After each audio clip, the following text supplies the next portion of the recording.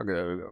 Got that out of the way. Alrighty, yo, welcome, hello. My name is Hopko, and we are back with another stream, and back with Monster Hunter Generations Ultimate.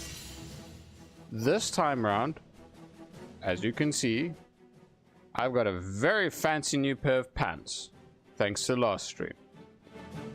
But the one major thing this time around is that I was a bit busy sorting out some other stuff and hanging out with a couple of mates for the past couple of days. So I have not done anything off stream. So everything that was left off at the last stream is where we start off this time. So essentially, I have the Aslet Charger, which is the Sergio's chargeblade. It's got some nice raw and a bit of blue sharpness. And then I have the Wrath mix set. The Rathalos cap, male, Shianator braces, Rathalos folds, Banabra boots, and a 2-slot charm, or talisman. So now I have attack up small, razor sharp, and weakness exploit. Overall, in terms of this stream, instead of doing 2 hours of single player, I will be doing about 1 hour of single player stuff, and then I'll be going into the hub stuff overall. Waffle! What's up, my boy? Hope you're doing well today. I'll start off with Kormagala. Always a pleasure to fight this big boy. So yeah, I have not played since last stream. Kormagala is a great monster to use as a warm-up. So we'll see overall how things go. I just got done with the rust razor doing right. Nice. Are you aiming to make its charge blade or some of its armor pieces?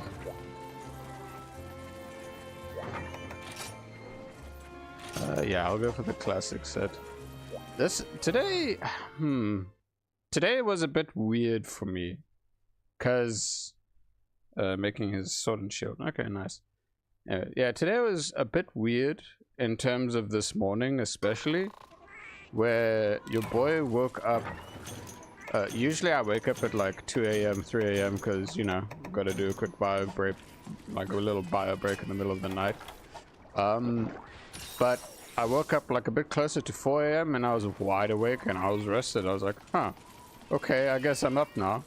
So I opened up Discord overall just to see who's on. And I remembered that my one mate, Kirby, was online. So I was busy chatting to him a bit this morning and I was so, hey, yo, I'm up. I can't VC right now because it's still a bit too early, but what do you want to jam? so we opted to play some Bloons Tower Defense, which is nice. It was chill. Well, I usually play that on a slightly smaller screen. Oh, and a big boy should be this side. And it makes it easier for me to like have like a video on in the background, or just overall having the chats from Discord open, so it's just easier to read. It was good, it was fun. We did that for like an hour, and then both he and I were craving to play some Monster Hunter, so we swapped on over to Rise.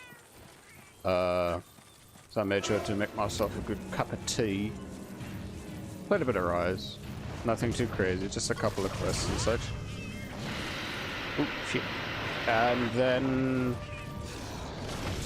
just as we were about to finish up Rise after doing like a couple of quests, my other mate Villain pops on in voice chat at that point, because we were like, oh no, it's fine to, I've got the energy to talk in voice. And yeah, so my friend Kirby pops off for a bit. Then both Villain and I were like, you know what, screw it, let's play a bit of World. And I got him to face Lunastra for the first time. And this is him, because he's doing like night shift, so he's like dead tired.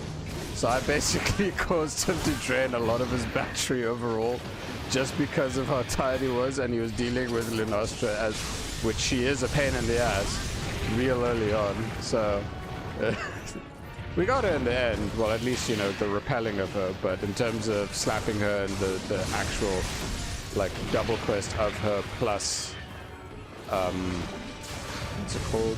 Plus the Teosha? Nah, it was a bit too soon for that. But next time for sure, we'll build up for that.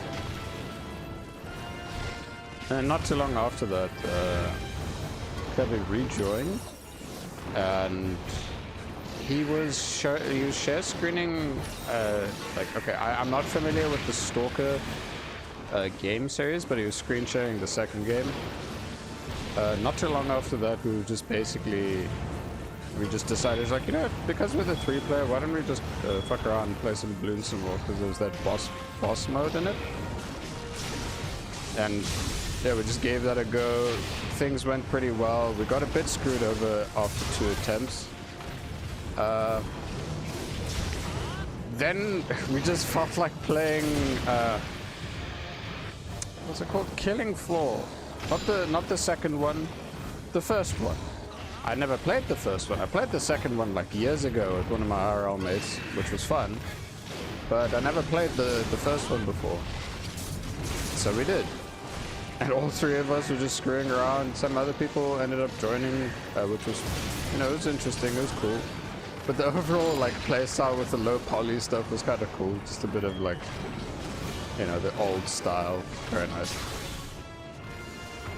I'm surprised I was able to get him with that axe chop there. But yeah, no, it was all good. All chill. Yeah, and after that, your boy was just so far chilling for the most part of the day, thinking of how to go about things for the stream right now, and it's like, yeah, just do casual progress as per usual. Yeah, I got you with that guard, but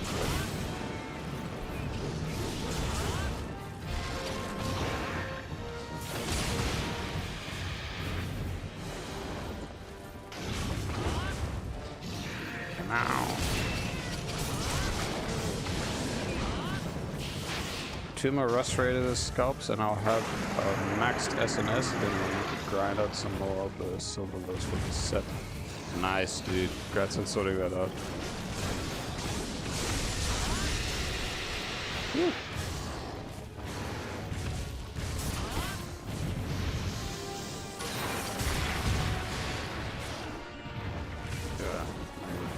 Positioning myself like that. I regret positioning myself like that too. Anyway. I don't think I can get the feelers from here. Okay, I'm fine.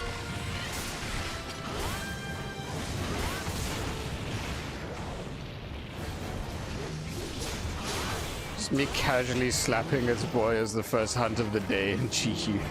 Well, mind you, the first hunt that I did with Villain in World earlier was the one.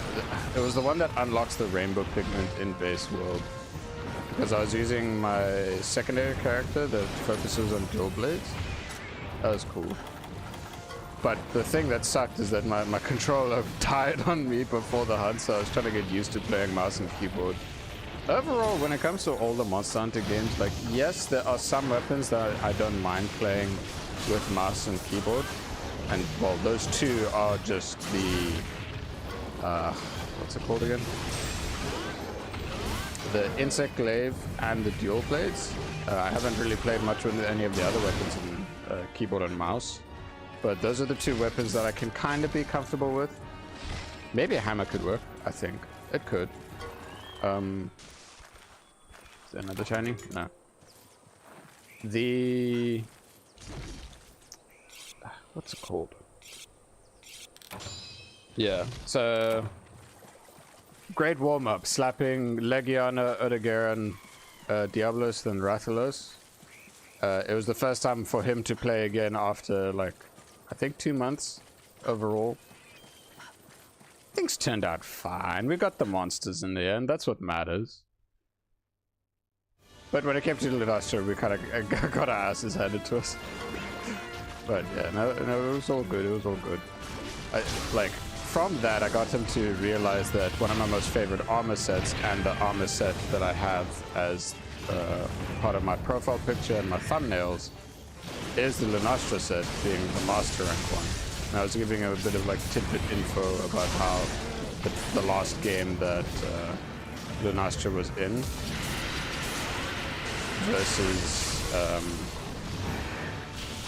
how she is in World. Like, I mean, it's kind of like a monobloss situation in comparison, where she was the single-player version of Teosha and was exclusive up to high rank. So there's no master rank or anything, and I really love how they went about the design for her here. Well, not here, in World, obviously. And, well, Iceborne for the master and stuff. And... Sorry. Ouchie ouchies. I am locking myself into some pretty meh positions right now. And I died. Okay, this gives me a bit of time to recollect my thoughts quickly.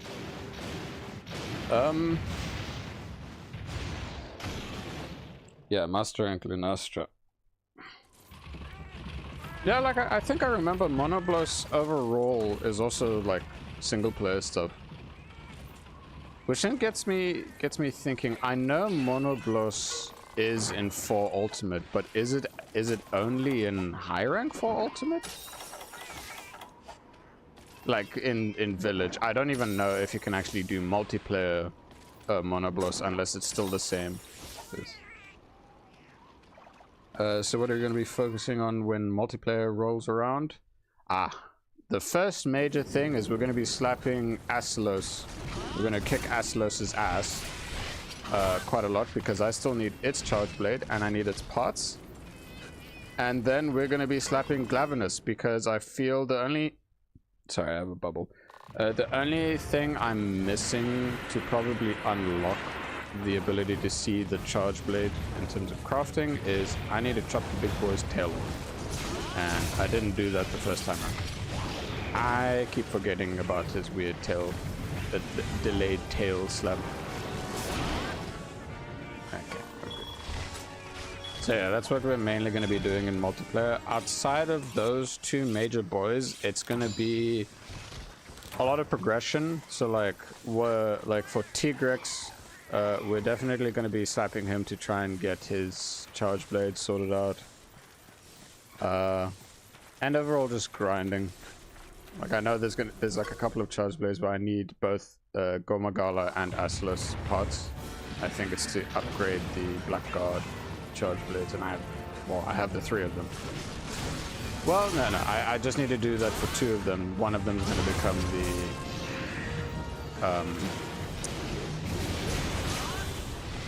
Tigrex charge blade. Come on, let me charge. Damn it. My charge ran out before I could refill it properly. Woo, okay.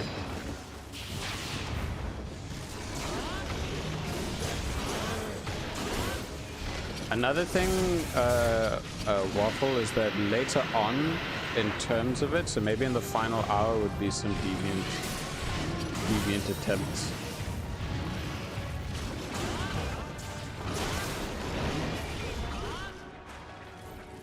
So yeah, like obviously Dread Queen for her charge blade, and then the other 3 just to get them, you know, 1 kill type vibe, just for fun. The next thing after that, or just in general, like, okay, just in general when it comes to the rest of the low rank stuff, I'm gonna be wanting to overall make sure that I have all the possible charge blades and upgrades for those charge blades, plus spare ones, because I know in high rank those charge blades split up in terms of upgrades. Stay still long enough, stay still long. Ah, damn it. I feel, overall, I feel I should stop using Energy Blade, but it has such a cool animation. But I keep missing, and it's annoying. But then again, the best way to evaluate that is skill issue. Like that.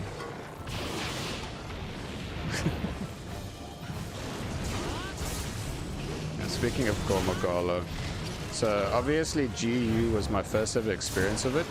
But, and then after that, my next experience of Gormagala was in Sunbreak.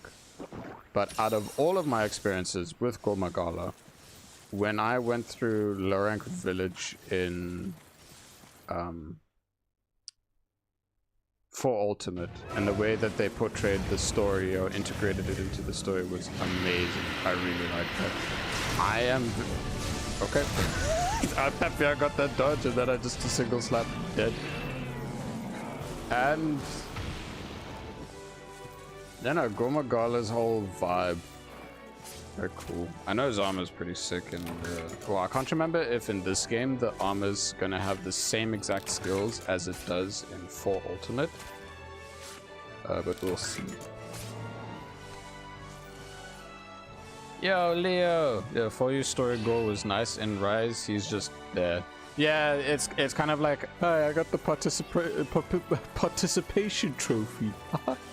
Okay, mind you, I will give a lot of respect to Risen Shigar Magala, because obviously, you know, after your first Monster Hunter game, well, especially in World, once you hit the huge walls of like Alatreon and Fatalis near the end, and when you beat them, great. It makes it harder. Like, Rise became difficult for me to like really get that itch to scratch with the base form of a, well, okay, in quotations, base form. Like, without the anomaly grinding thing at the end, it, like, Shigaru, like, Risen Shigaru Magala, without any pets, and without any followers, it took me 10 attempts with Chargeblade. 10 attempts. And it was really intense, but really awesome when I finally beat it. And speaking of, the first proper wall for me in GU was actually Chaotic Gormagala.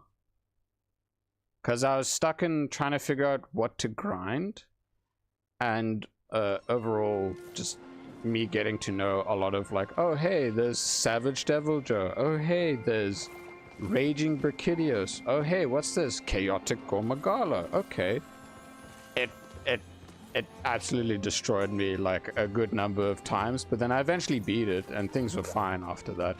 But in Rise, basically because I followed my golden rule that I made with my one friend of like, solo the monsters with no help at all, and well, because of how broken the pets can be in Rise, I would always try and make sure to not have them. But yeah, Risen Shigaru Magala was a very tough boy for me, but I got him. You know, because this is a Glavenus quest, I want to try chop its tail. I think also capturing it would be good to do. It may not be a capture quest. Hey, there might be a capture quest later on. I don't know. It's just something we gotta see. But yeah, those are like the major walls of the other games that I can quote-unquote consider in comparison to, like, okay, no, I cannot really compare it to Fatalis, because Fatalis took me 30 attempts to solo. Like, I learned the hard way after 20 attempts that it's really difficult overall to get the right timing and positioning if you want to do SAED playstyle of Chargeblade. So I had to adapt and do the Savage Axe playstyle, and after 10 attempts of the Savage Axe playstyle, I was able to get him down. For Alatreon, it was like 10 attempts as well. Yeah, so the only other monster that gave me a tough time outside of World was Risen Shigaru Magala. Also, I don't really recall fighting Glavenus much in this location. probably because that the times when I did farm it in my original save, it was in the Jurassic Frontier, mainly because it was always fitting to have him there. So that looked weird.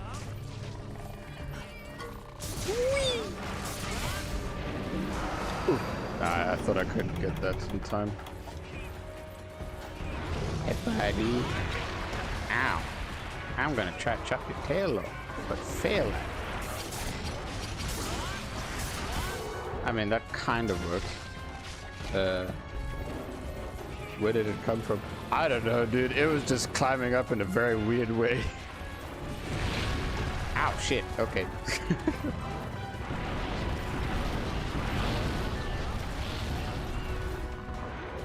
Come on, big boy. Go. Cool. For a second there, because of the delay, I was trying to figure out like where. Oh, no, the button wasn't pushing in properly. Okay. Nah, I felt it not. Let's just start. Oh damn, I got right in the time of Glavenus. Indeed. Me failing at Glavenus a little bit.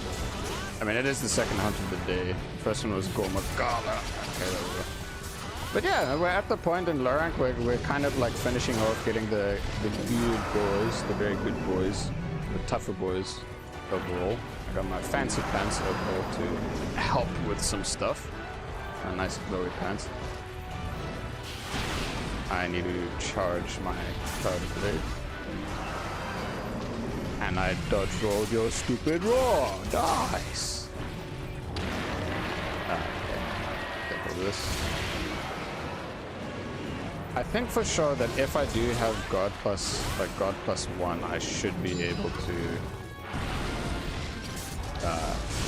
like do a full follow through with my shield though.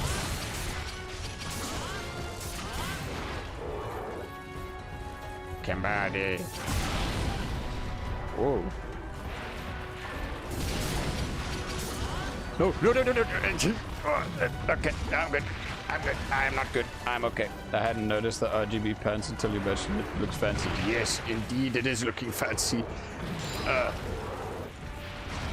But I don't think Glavenus appreciates it that much.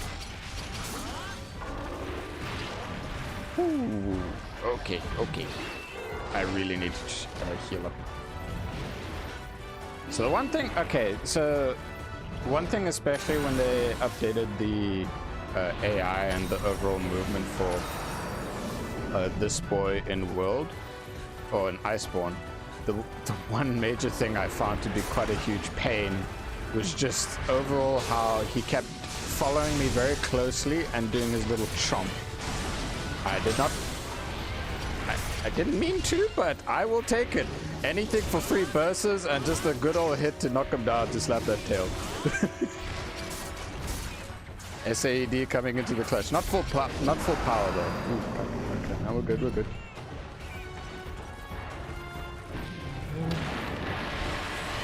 I be saved in time? Yes, I will. Okay, cool. We're Gucci. We're good.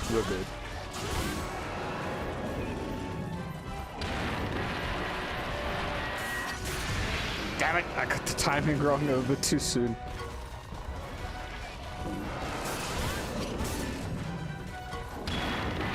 Yeah, he really wants to keep doing that. Yep. While he's doing that, trying to get as many mounts as possible. I'm not even using aerial style. Yeah, that chomp, that specific chomp that he does. Ow. He killed me like in some very annoying ways. Bye. Okay. He killed me in some very annoying ways. And I spawned that way. Okay, I really hope that the Bursa shiny doesn't disappear. Well, hopefully it's a Bursa shiny, because I need to have. I'm pretty sure for his weapon I might need. But again, if I don't get any here, it just means, well, we are gonna farm him anyway for things overall. But who knows? If I'm lucky to get all the parts needed to actually craft his base weapon, then we're good. Just notice that I have Chaos Oil 1 and 3, but not 2 for some reason. Ah, you have not been completing some of your side quests, have you, me boy? And the The shiny, I thought it was gone. Shit, it's just a tear. Ow, it's fine. I don't think I got that much damage on his tail so far.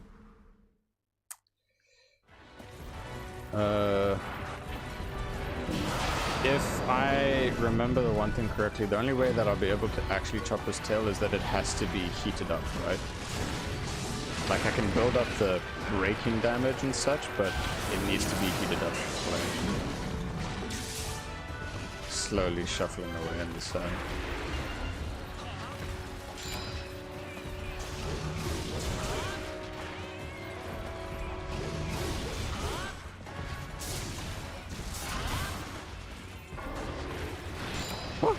Oh, ho, ho, ho, ho, wee. Very nice.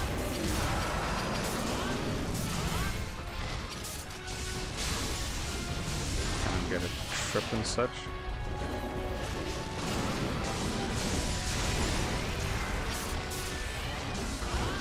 Ah, moved too much to this side. Whew.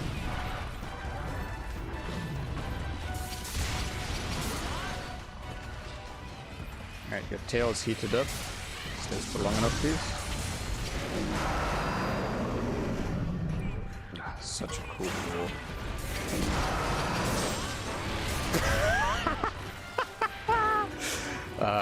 Great. I think that was one layer of its tail. Yeah, it was.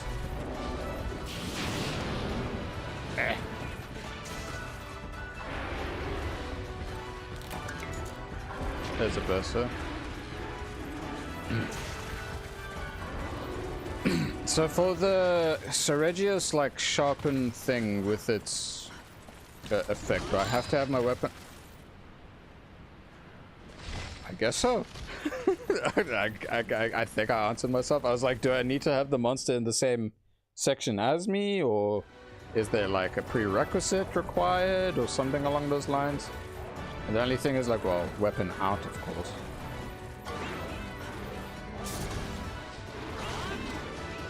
Come on. That's one.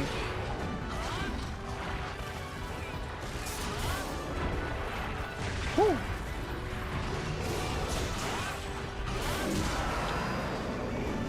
Angry boy. Local glavinus rolls at hunger. Gets bitch slapped more indeed.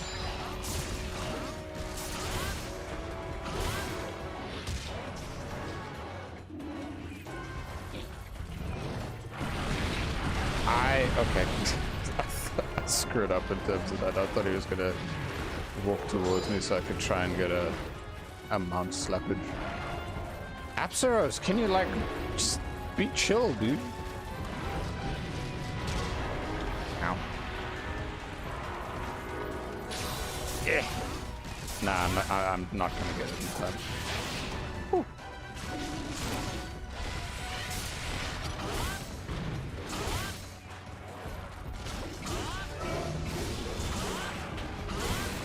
I like how there's a frigging gear drum that just pops in. Oh no, Gendrum, sorry. A Gendrum that just randomly pops in and is like, yeah, I'm a part of this. Be wary of me. It's like, nah, dude, you're no. Just bugger off.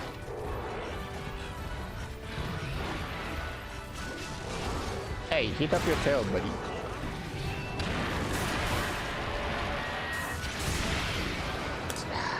Oh wait, no, I got it. I thought I didn't.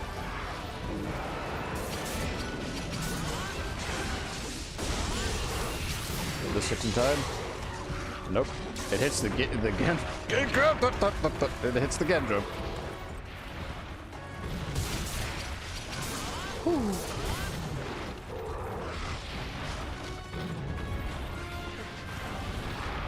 No, we're fine. We're good. Mom says my turn.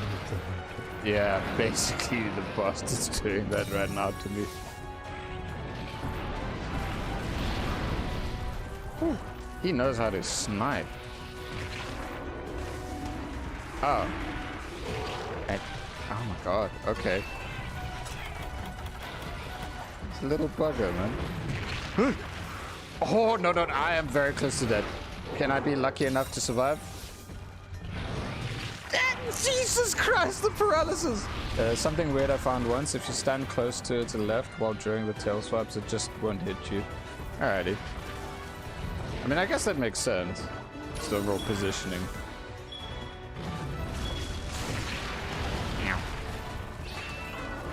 That was not a great spot to be. Okay, having the Sergius plus the Sergius weapon plus the razor sharp is really nice as a combo. Because then it means I can just like maintain like blue sharpness fairly often. Ah, nice, there we go. See? Is it like after 3 dodges?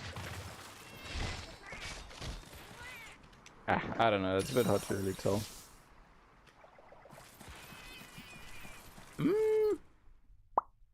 Yeah, we'll do an SAD. But, oh my god. He just doesn't want to go away. 5 dodges, okay.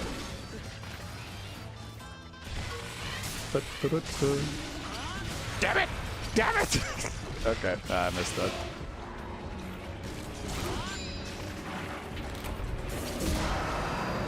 Perfect timing with the dodge to maintain that blue sharpness.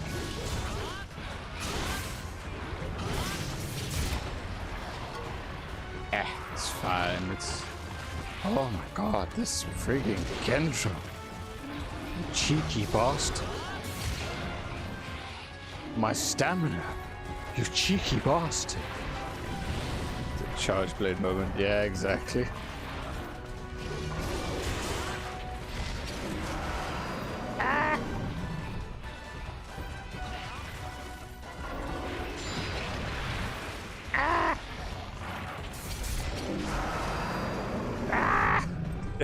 Nah, man, come on. Quick. Gentram, bugger off! Jesus, you're making it hard for me to see the big boy. Okay, this should help. Okay. Yeah.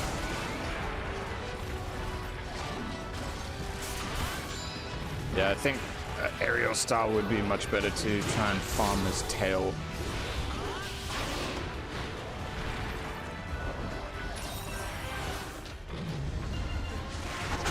Oh. Okay. I am okay. Except for this friggin' Jango! Oh my god! Jesus Christ, man, this bloody... Well, okay. Okay.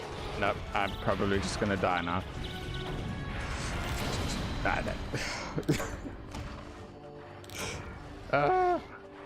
Wait, how many feints has that been? That was the second one now.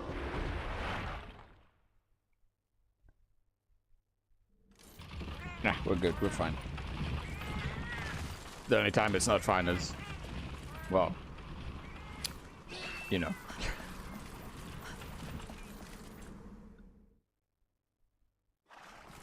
Big boy Blavadas. Still have red shield. Let's see.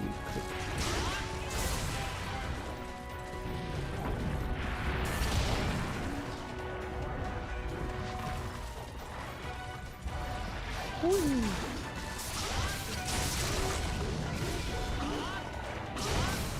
Wait, was that... What was that break?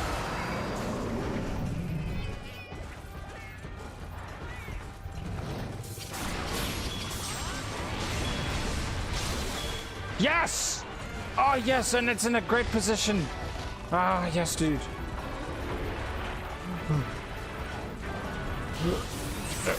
Die.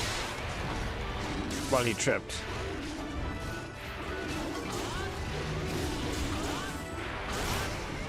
And he's dead. Nice. Pretty good. Indeed, yeah, totally planned tail cut. I know from experience of Valor LS, it's good at cutting Glab's tail. Yeah. Yeah, no, you're right, big time. Not sure about CB, aerial. Probably good though. I mean, well, dude, the aerial AED's axe attack is really strong, like the motion value. But yeah. The satisfaction whenever you chop off the part of Glavenus's tail. It's like, haha, I have nerfed your most powerful weapon. I mean, the only thing it really nerfs down is it's the length of the tail, right? Well, the length of the hitbox for its tail attacks. Hey, hopefully I get to see the things. Oh, right, I was thinking of capturing it. Lol, I forgot that I was aiming to do that for, but don't matter.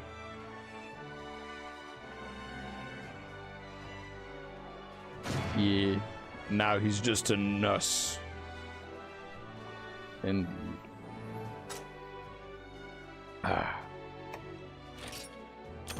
scale, fang.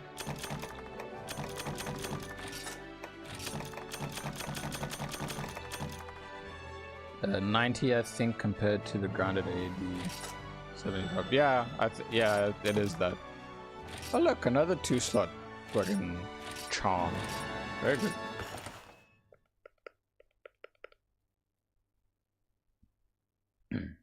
The other reason as to why I want to stick to chargeblade for now is because I aim to make 80 of them and to craft, like begin the whole crafting process for a whole bunch of other weapons is like a bit daunting.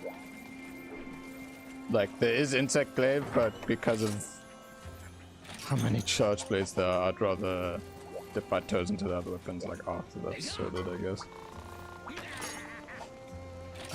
Forge weapons from scratch. Well, well, well. Oh, wait, okay, I didn't know you can make this from scratch. Oh well. But look! I can make the Glavenus charge blade from the get-go! Woohoo! Wait, I had tail pieces from before already? What the hell was I missing to not be able to craft it immediately? Oh, it's a fire elemental. Okay. Well, Glavenus charge blade it is. We are going to... Wait, does it have an upgrade?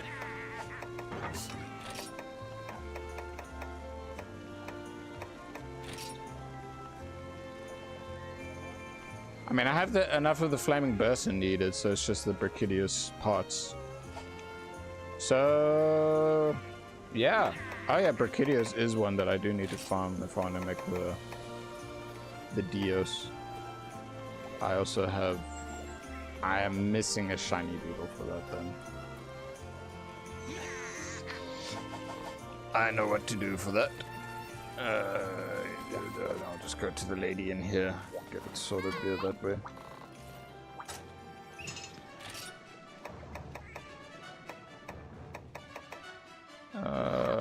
Bugs. Yeah, just go for this one.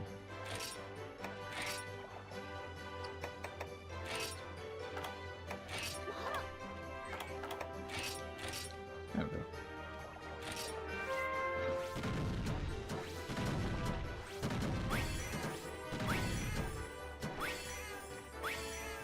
I may have screwed up on 2 of them, but it's whatever. As long as I hopefully get a shiny beetle, then your boy is going to be sorted out on that one charge blade upgrade. Alright, so well, basically now after Astalos, we will be... Well, there's Tigrex. Depending on how things go for that, we'll see, but yeah, we'll go through the list. So like Tigrex and... Brachydios. Sorry, I was mixing up the names a bit.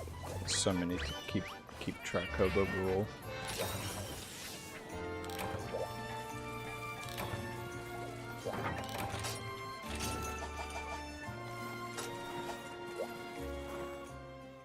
Tigrex was indeed a wall for me and my best bud in Freedom Unite, but not just in Freedom Unite. My second like proper wall ever.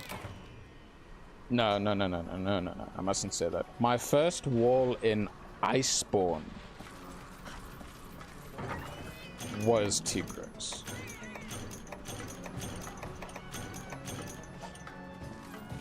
I'm just trying to think in terms of like a wall after Diablos. Who was my other wall? And this is base world that I'm thinking of.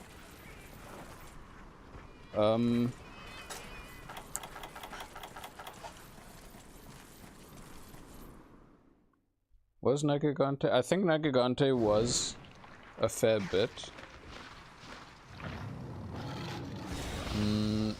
The other Elder Dragons, I guess not as much, but like out of all of them, Teostra was the easiest for me to deal with, and the most annoying was Kushala de Oro.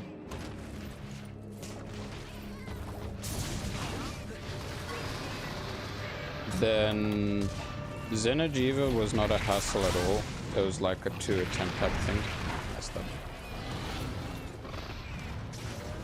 Lunastra, on the other hand, Lunastra was a huge pain in the ass. I still find her like annoying to this day. And then when it came to the Arc Tempered, when they were like coming out and stuff, damn it, my timing is a bit off with that. Because I'm thinking of, or trying to remind myself of some of the things from before.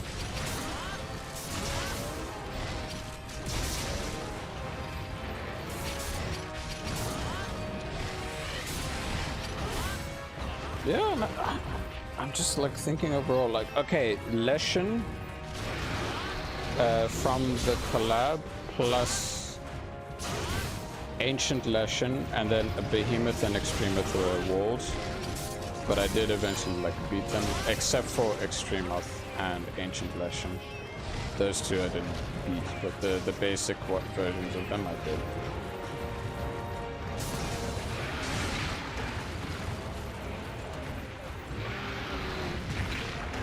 Oh my god. Yeah,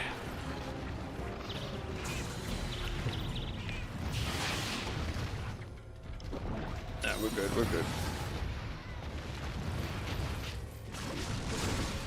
Yeah, then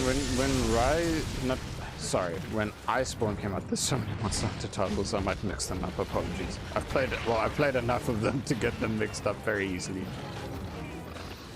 But in Iceborne, the real big wall for me first was indeed Tigrex. Because I was just not used to his powerhouse of a frigging attack. But also, I like the name of his original quest back in Freedom Unite, Absolute Power. Which is very true to how he fights.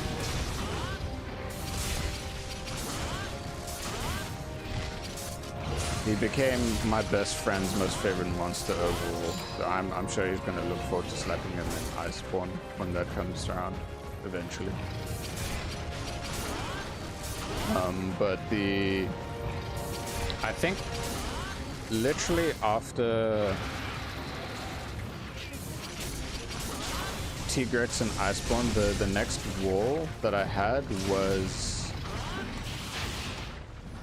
Alatreon. No. Rajang. Rajang was a big wall for me in Iceborne, and I grew to really love that monkey. But in Iceborne, I actually instead of using chargeblade to beat him, I used greatsword because it made it a bit easier to kind of figure out how to fight him. So the three, okay, there's in terms of monsters that are great teachers for me that were walls. Diablos properly taught me how to guard point and when to guard point for things overall. Tigrex, it was more a factor of be ready for something that's much faster pace overall. And it was because most of the time when it comes to G rank, master rank and whatnot, the monsters will always be a bit faster and much more powerful.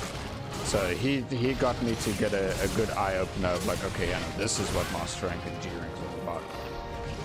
And then comes Rajang, and I'd say overall it taught me the whole thing, especially with greatsword, of the pure dance with the monster of there'll be moments where you can't just wail and you can't just unga bunga. You have to kind of pace yourself properly, otherwise you will be constantly punished. But if you play around with the dance and you find the windows and openings, you let the monster do its thing, then you do your thing. And if you knock him down enough, whew, you get to like wail in on him as you would if you get knocked down.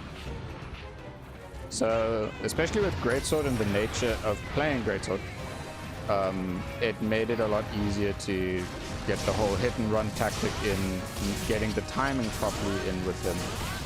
Like in the other games where Rajang is involved, I have beaten him with chargeblade. It's just Iceborne's Rajang I've not.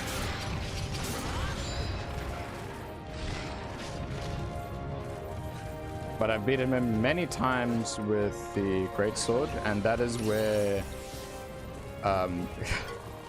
the coined build of Tunajoman then became Metal Tunajoman. I don't know why I based it off of Digimon and stuff. I basically just had the Spearfish Tuna Greatsword, plus combining the, like, I can't remember what exactly, like, cosmetic stuff. But eventually, like, it got to the point of, like, I'm using Frostcraft, I'm using the Frostfang Barrier, Greatsword, and I'm using, like, the Muscle Monkey Madness, like, the really, really buff one. Mixed cosmetics set overall, and I just have this muscular monster of a layered armor combo just because of, like, this is my anti-monkey outfit. And it was great. It was just like this one fun progression thing with my one friend who was using the heavy bowgun and he was using the spread shells. And whenever we did the Monkey Madness quest, and you'd hear the iconic tune of the Rajang theme, was it dun dun dun dun dun dun dun dun dun dun dun dun. So then we just kept tuning in as we were slapping hit and running these two angry monkeys in the arena. It's just Monkey Madness, Banana Madness, and we kept doing that for hours and hours just to make sure we both had everything we needed for the muscular layered armor set. It was great. So that was the birth of Tunajoman, and then his increased upgraded state to Metal Tunajoman. A little bit of insert of Digimon and all that stuff. I mean, well, in Digimon there are a lot of Digimon that are basically just people wearing like outfits or having like angels and all these other things.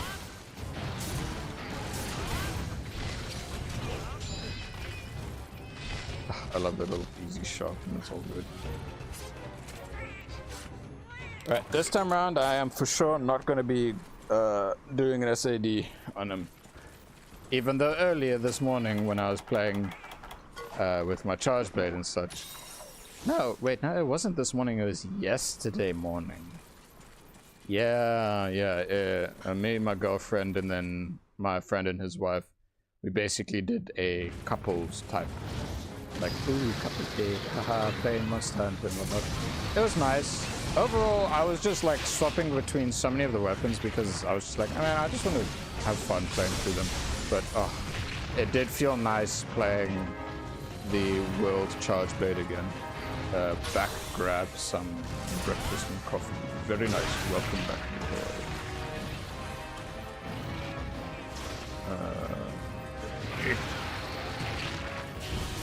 What the hell grabbed me? Was that just his tail? Like his tail subtly moving that actually got me a bit... Like it was his taunting animation, dude. Oh yeah, okay, back to the whole thing of like this boy being a wall twice. The other time was in Freedom Unite, and it was a wall not for single player, it was a wall for like 2-player. And the other thing, because it's Freedom Unite, and if you want his parts, that shit's expensive. Well, if you want his armor, that shit's expensive. And it requires a lot of certain parts. My best bud really liked him. And he wanted the full armor set, and both him and I wanted the weapons. So we pushed for that. But then we died a lot. A lot. Failed a lot. A lot. And then I remember there was the quest where it was double, like two T-Grexes. And that was just pain as well. We spent 5 weekends in a row just struggling to try and get these bloody boys at least killed without us failing the quest and getting the parts we needed, as well as getting money. I don't want to die. But in the end, it was good. It was great. We got the armor we needed. And then that was basically our way of like truly, really getting comfortable knowing how to beat up this boy. Absolute power. I didn't even check what the name of this one's quest was. I hope it is Absolute Power because it's worth having that title every time. But yeah, we're gonna see if we actually get enough materials to upgrade the one chargeblade into the T-Grex one.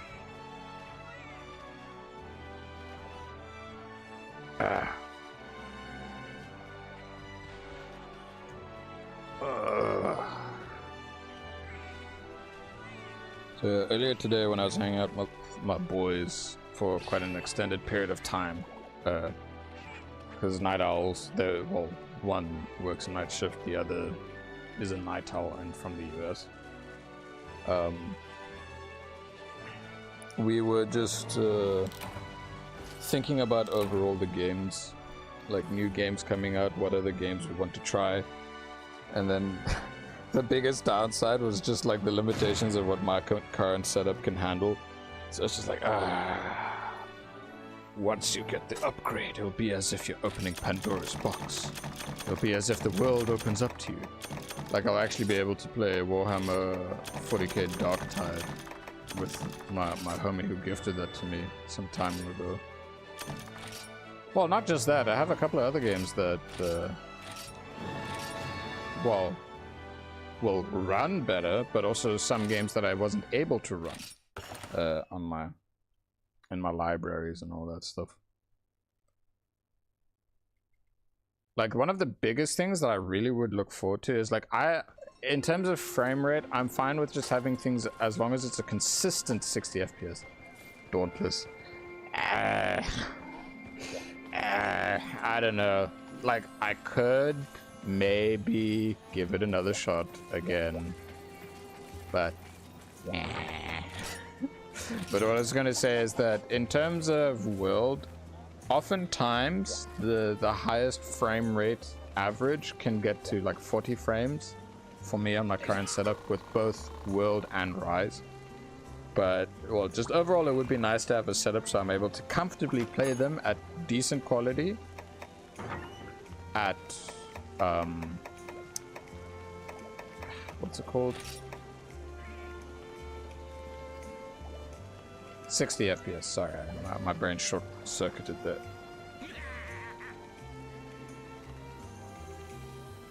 Getting an update soon, but I was joking. I mean, I remember you mentioning about the one update, especially, it was during one of the conversations when we were talking about Wilds, or it was probably during that one stream when when the Wilds beta was live for everyone else. Alright, T-Grex we're farming. I'm not going to worry about it in terms of the other things. Oh, wait. Well, would you look at that? The first hour has, in quotations, basically finished. I just want to have a quick little squiz at what else is here. Perilous Path, Zenoga, Brachidios. Brachidios mio! T-Grex by the tail. Okay, maybe it's the multiplayer one that's gonna have the thing.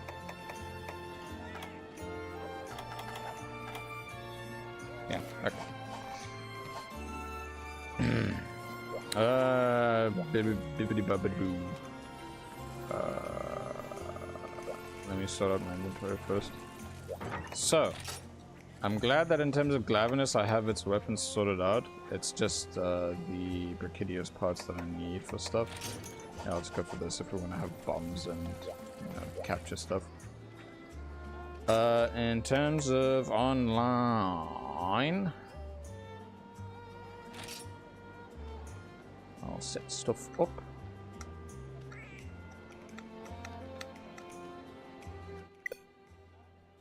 What? Ah, wait. If it does it again, that just means I have to restart the Switch. Again, I said that I haven't touched my Switch since I last streamed. Okay, yeah. Alright, cool. Yeah, there's gonna be a brief turn off and on of the Switch, don't worry. Let me go grab it, so 1 second.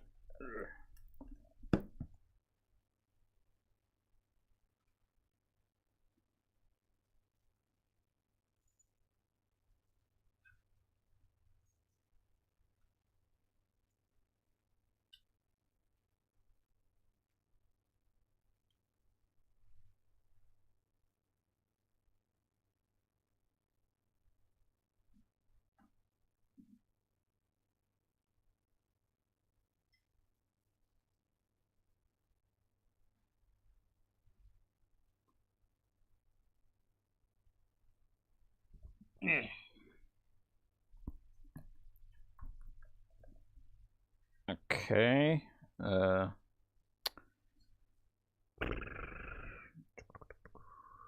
Just sort of the Elgato thing again.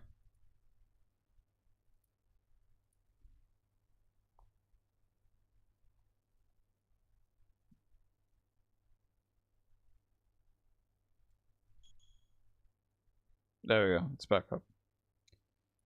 So, let's hope that it does what it needs to. Apologies for that. I should have double checked ahead of time, but it doesn't happen often, it's just sometimes. Back in. Pretty good.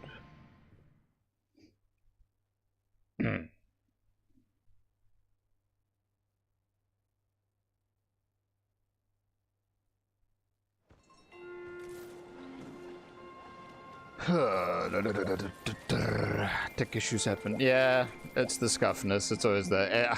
I mean, in terms of the scuffness of like my early streams, it pales in comparison. Because I'm not going to stress out if it comes down to this. Alrighty, now should be connected just fine, or should connect fine. Yeah, there we go. We're good. Alrighty, cool. Hub name.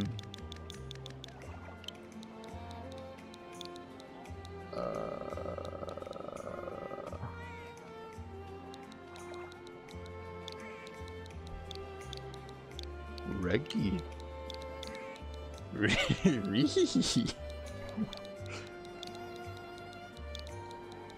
Ruh-roh, Reggie.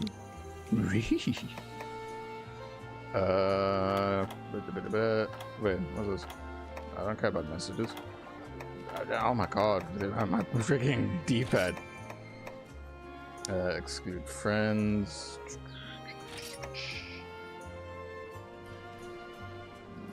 Bibbidi bobbidi boo.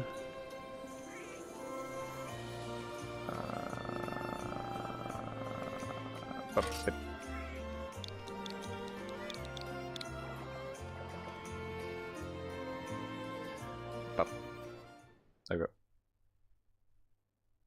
go. Waffle, you should be able to join directly, but Leo, if you'd like to join, let me know.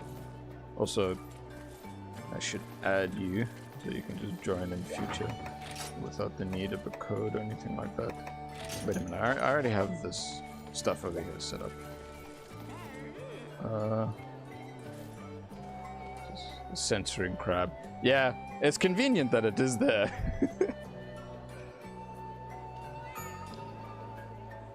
Ah yes, look at you and your mighty long sword. But yeah, Leo, if you'd like to join, just let me know and whatnot.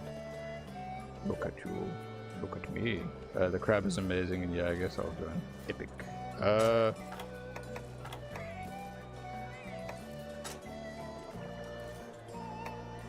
Friend registration. Ah! Okay. So that's how I directly add you to thingy. Because I was wondering, like, how Waffle added me the one time. Anyway. In terms of the code and such, if you have the game open, it is 1 4 9 6. I think my dog wants out. She's staring at me at the door, baby. Alrighty, no worries.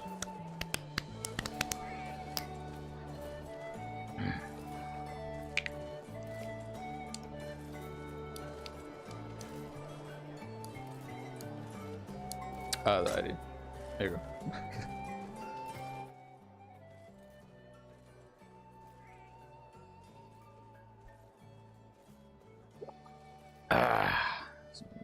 Delicious wawa.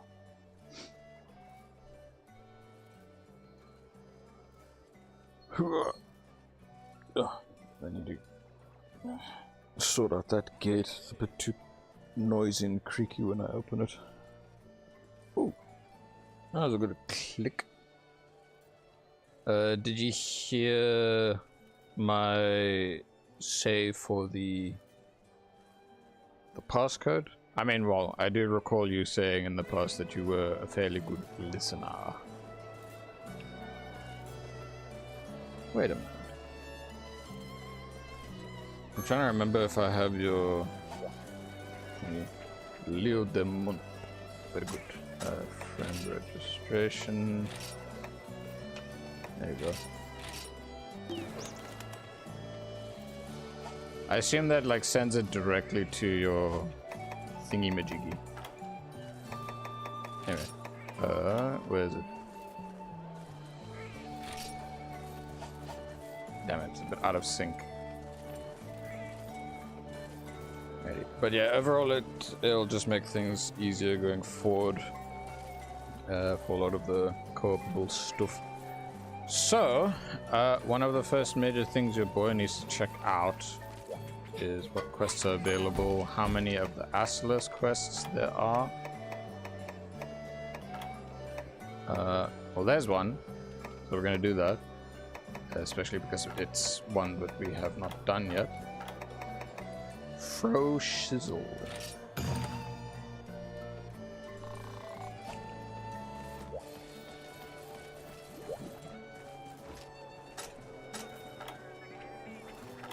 Ultimate rice.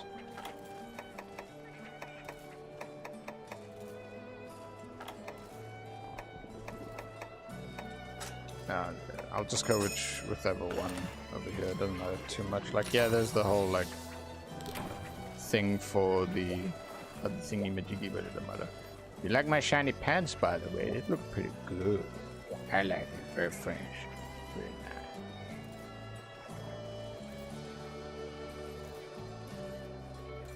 But yeah. Alrighty. In terms of what I need for Astalos, I honestly don't remember. I just know that I do need a lot of its webbing for one of the upgrades for the chargeblade. Everything RGB rainbow is nice. Yeah, it's the one thing about Rise that I am a bit sad about, because you don't get it in Rise. Like, okay, yeah, you can do double pigments, like the alternating like different pigments and stuff, and like, yeah, that gives more customization options, but you know, why can't I have double rainbow? And then one's like alternating in the opposite way, like in the opposite layers of the colors. Welcome back.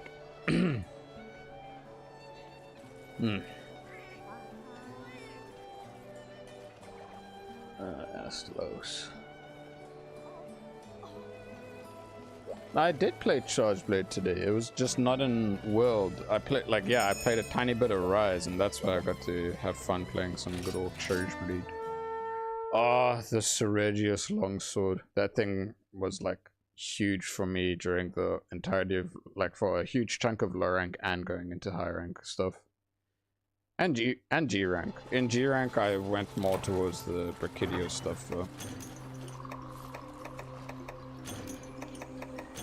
I don't expect too much in terms of... Oh, wait, no, yeah, this is Acilos. We're gonna see it on the outside anyway. Alright, let me get a bit more comfortable.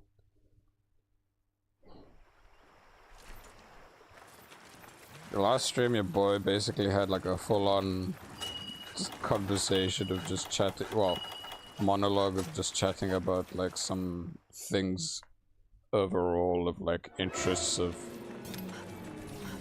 paleontology, archaeology, all those things, dinosaurs, prehistoric creatures, and then also just like wildlife experiences and shit.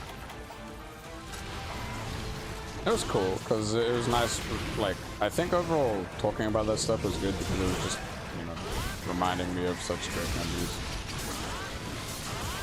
Most of them are great memories, except for the hippo one. The hippo one was a bit too spicy for my liking.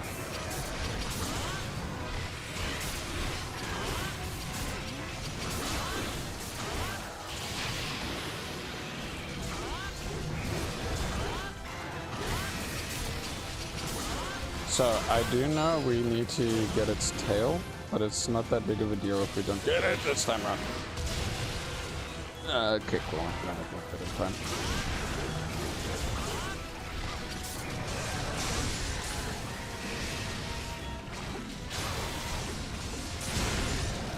But yeah, overall, lately, in a massive way, Monster Hunter in all aspects, whether it's world, well, okay, in some aspects, whether it's world, rise, or GU, it's been really nice overall being able to have the ability to hunt with other folk and then just hang out and have a good time. And like, with you boys, I do appreciate it a lot. That's why I'm more than happy to, you know, I think you guys are pretty cool. It's been nice.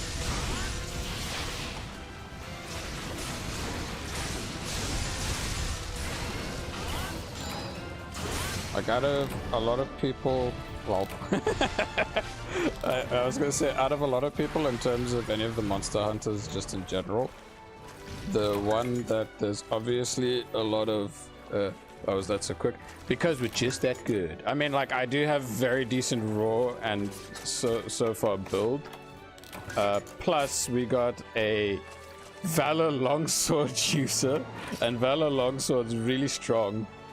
Yo, I got really good raw at the moment. That's really good. I should get that. Plus, you're using hammer. Hammer's really strong too, on top of things. I don't really know which hammer you have, but yeah. But you kept getting launched. Oof. Wait, by who? Me? Or Leo? I just see a Leo chasing me. Oh god. Me? Payback.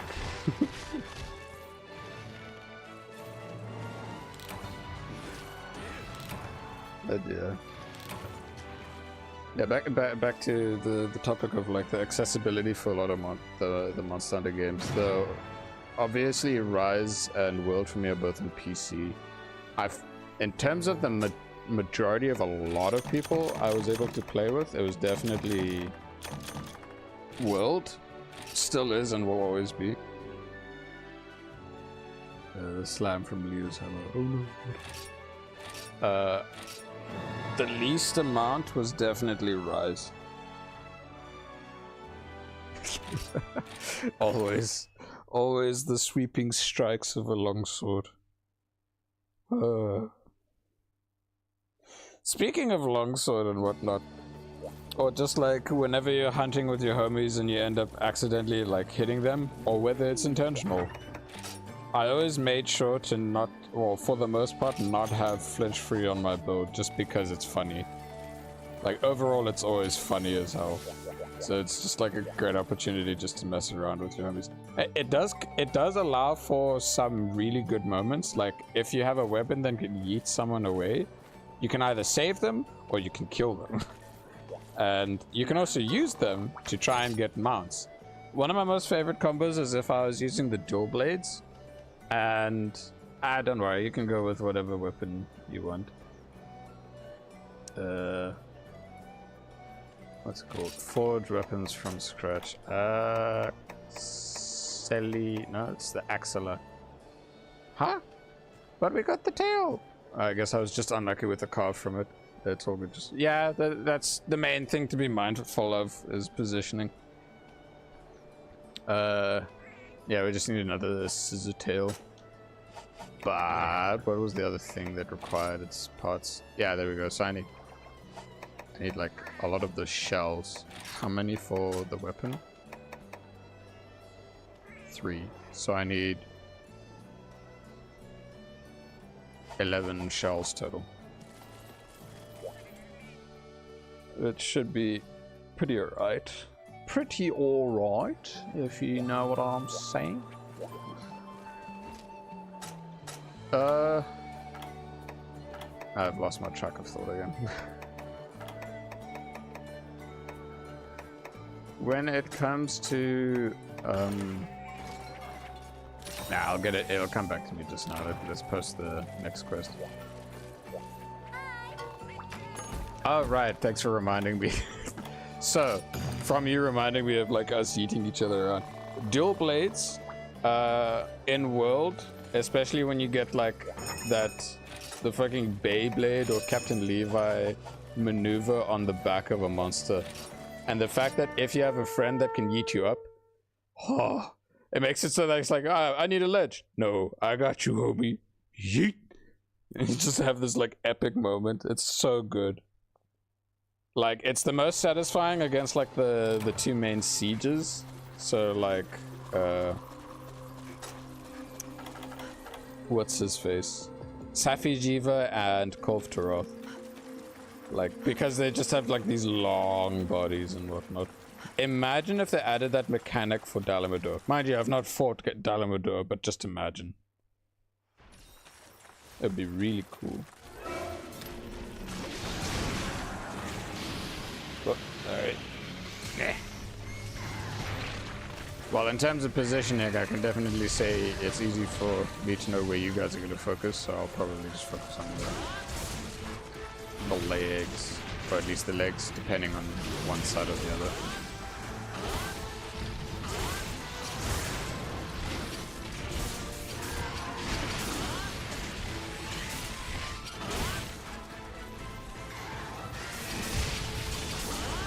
There we go.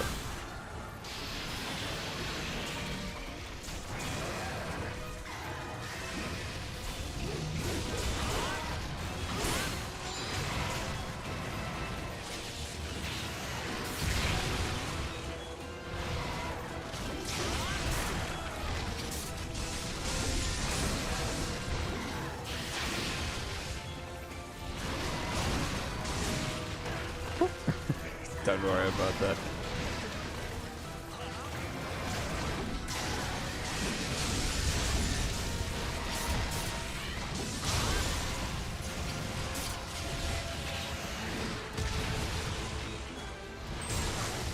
Nice.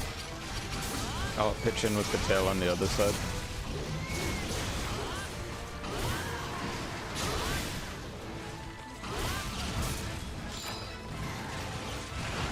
Oh, so the little side hops that I do actually help contribute to the dodge counter for the free thingies. That's nice.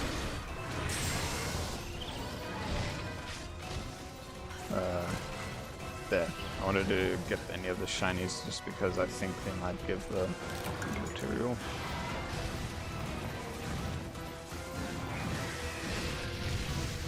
Oh wait, what? You got the tail chopped off already?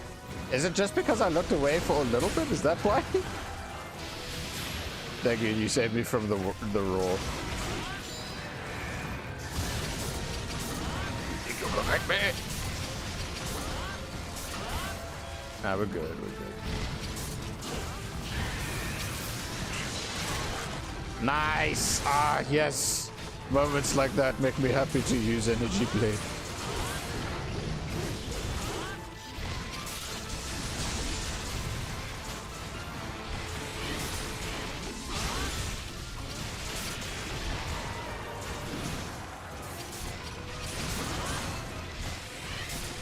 Nah, fam, you're not going nowhere.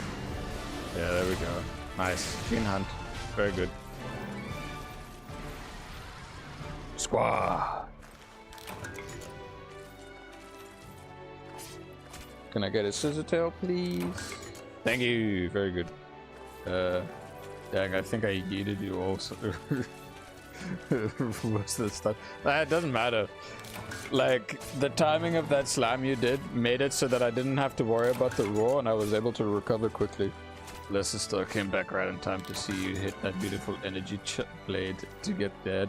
Yeah, no, dude, that was so nice. You know, yeah, I live for those moments.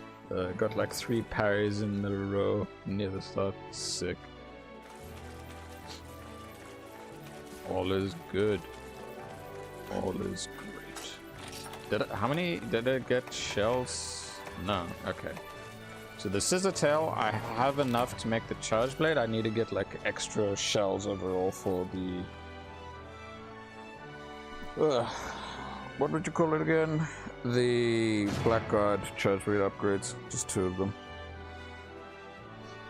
Because like with that extra farming that I gotta do, it's gonna be effective. Like, do I want to do that alone or do I want to do that with others? In my personal opinion, I'd rather do that with others because it's much nicer, more chill that way.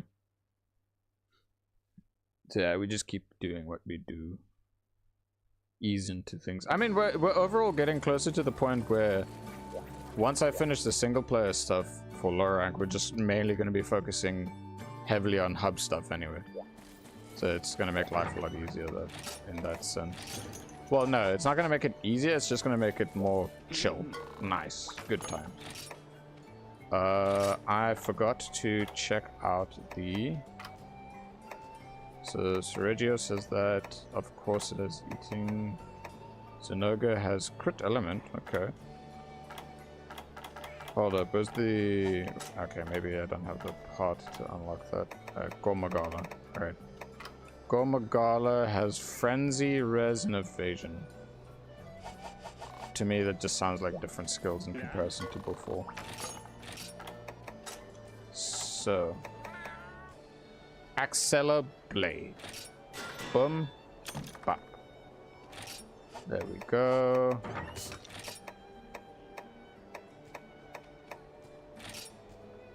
Huh.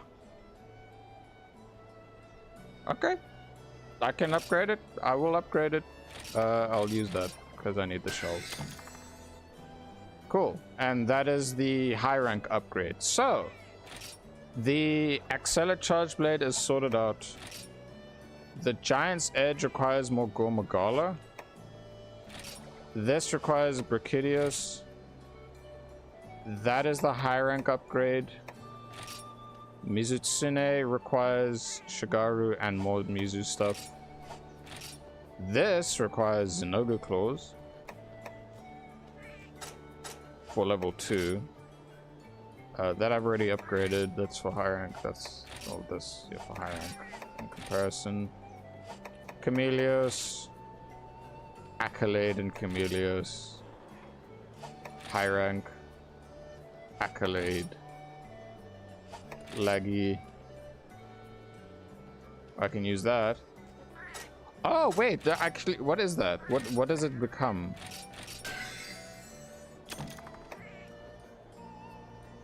Ah, okay. So the blue crab leads to our fated Celtus Charge Blade, which then eventually leads to the Diablos Charge Blade. Right? I'm not crazy. I'm correct in thinking that, correct? Yes, yes, maybe, maybe. I don't know. But yeah, that is pretty solid. This requires high rank. Huh?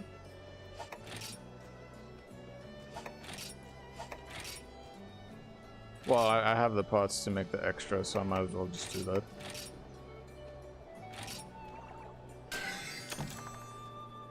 Cool. Sergius Wing Talon, don't need to care about that too much. This, high rank. Tigrex, and obviously there's that. Yeah, so I need 6 more Astalos, but I think it's not a hassle to farm it. Gammoth, Pure Scale, Glavinus Tailpiece. That is upgraded to as far as it can, and I've basically got all the other charge blades from it sorted out. Like, yeah, I know there's the split off in some of them. That's high rank. What was this one? Yeah, Salta CB eventually becomes our baby boy, the Ceres sediment. Yes, the beautiful Ceres sediment. Okay, obviously that is currently at the best it can be in low rank. Why do I have a second one? Oh wait, no, I'm being silly. No wonder I have them. It's because of the Brachydios charge blade and the Obsidian. Speaking of, let us see if I can make the Obsidian, if I'm lucky enough to get the like some shiny beetles. Nope, unlucky.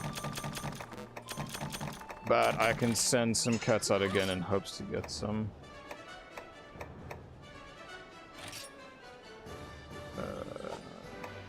Wait a minute. Oh wait, it actually tells me like the location. Oh, okay. Shiny beetles. Silly me. You, and I don't know, you. There we go.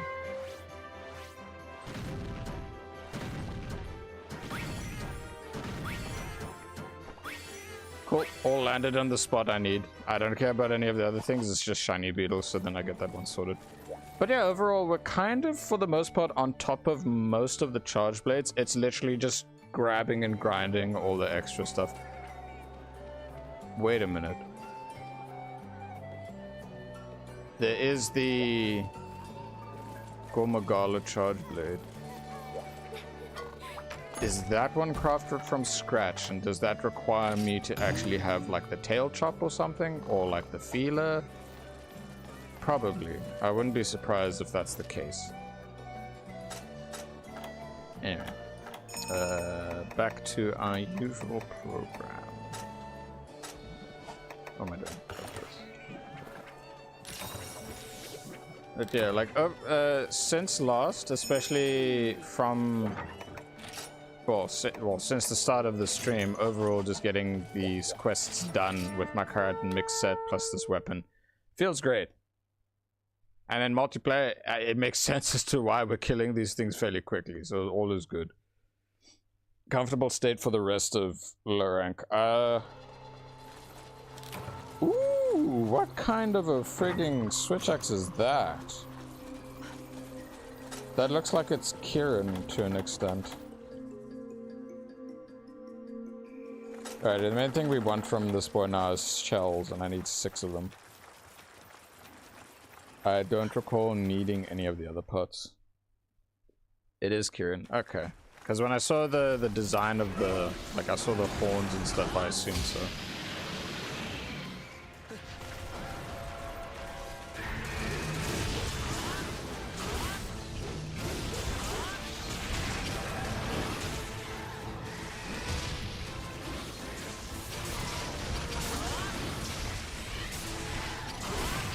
Woo! Okay.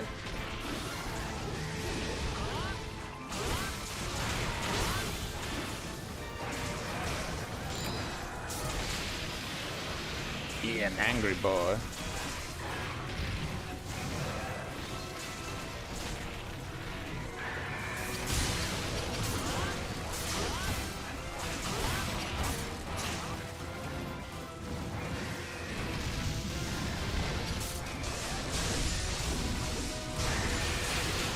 Lol.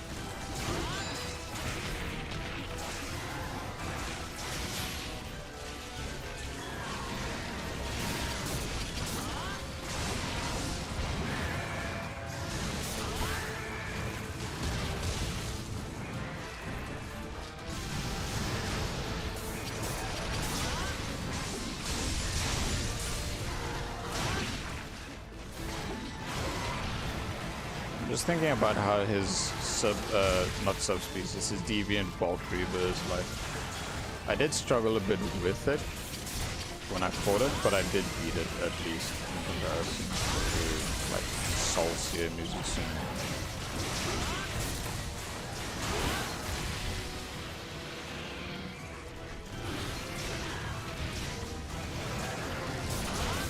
Nice.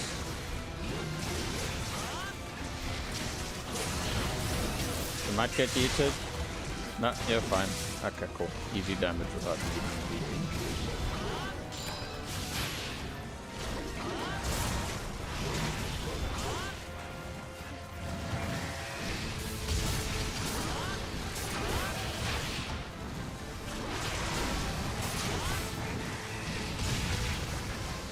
Screw you, big boy. Oh, sorry. Nice. This guy's actually fairly easy to trip when you think about it. Or is it just because we're that good?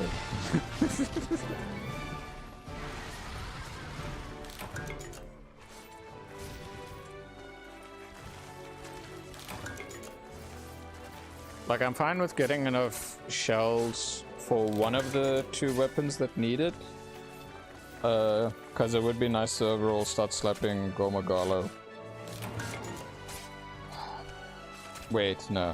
First Tigrex, because it's not going to be long until I get his parts to then make his chargeblade. Then we can do Gomagala, and then we can slap Brachidios. We got a lot of things to slap in general. We'll go through them in whatever order we feel like. Oh. The coaster that was holding my glass was stuck on the bottom.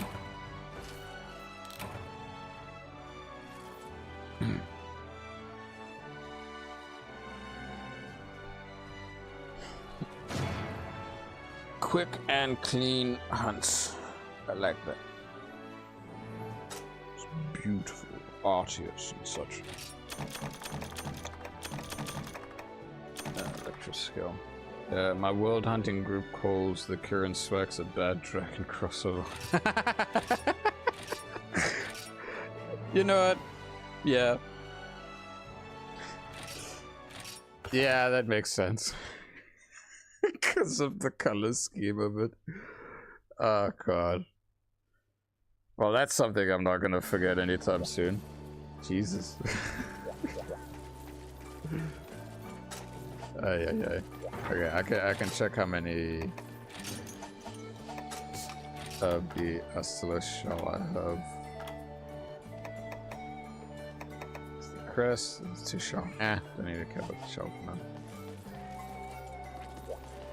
Thanks, Waffle. I really appreciate that, homie. Alright, we were slapping good old Tigrex for some itty bitty parts and such. Yeah, let's go for that.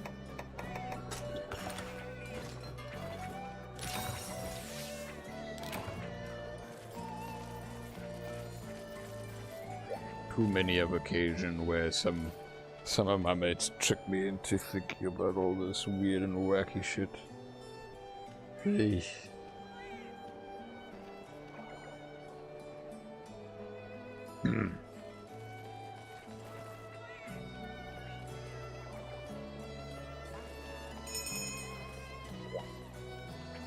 Oh, hammer time.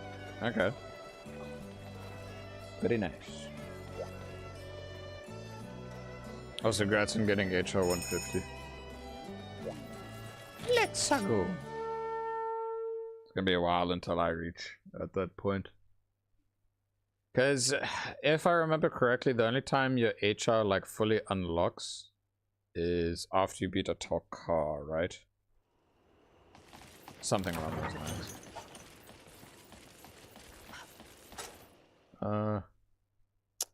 Where would this big boy start off? 6, 2, one of them.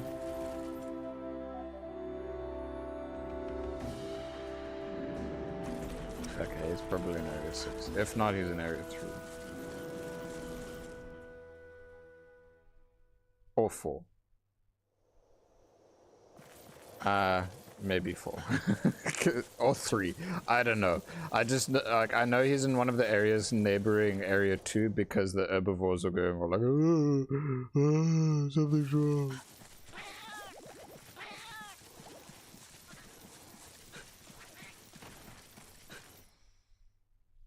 So one nice little tidbit or dead giveaway in the older games is just paying attention to the behavior of the herbivores depending on the location, especially when you like may not fully know or recognize or used to. Yeah, there we go. He's right here. All the spots. He's in this one. Whee!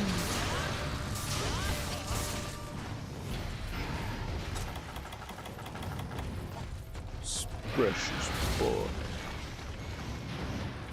Big chomp. I do really like the design of this charge blade.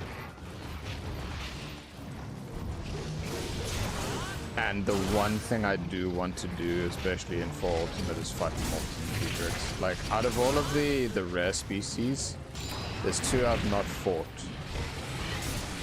And that's Abyssal Lagiacrus and Molten Tigrex. Like Lucinadrakuga, yes,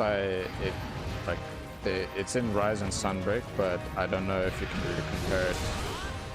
Like, I do want to face it in the game it was introduced in 3 Ultimate, just to see how I feel about that stuff. I mean, the same goes for like the subspecies of Green Nagakuga. I just know that for that one, it can stun you quite easily. Outside of that, I don't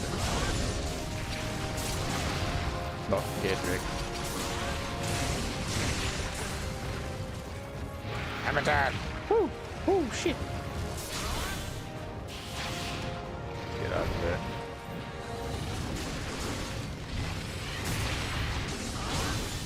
One other iconic thing about Tigrex, especially... Oh, shit. That was bad. About Tigrex, aside from experience of hunting it and it being one of my walls, is I remember seeing it quite often, or there's this one Pony video back in the day that I really liked. I think it was like his way of describing like the whole thing of like head sniping, and how he said the Rise monster AI is fun. Like in that video, I'm trying to fully remember it, but again, it's been a while. Nice.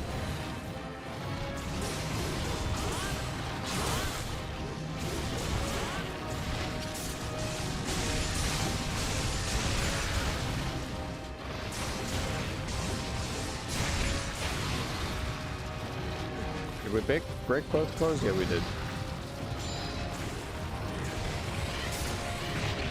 Ow! Just let me do the freaking AED, buddy. The AD1 and AD2. I see you guys just bonking and yeeting each other up with your hammers. This is great.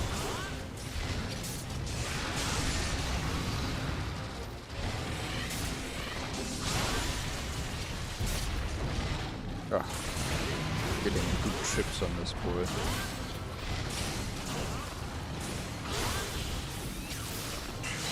Chop! Nah, I didn't do any damage. Or didn't do enough to chop his tail.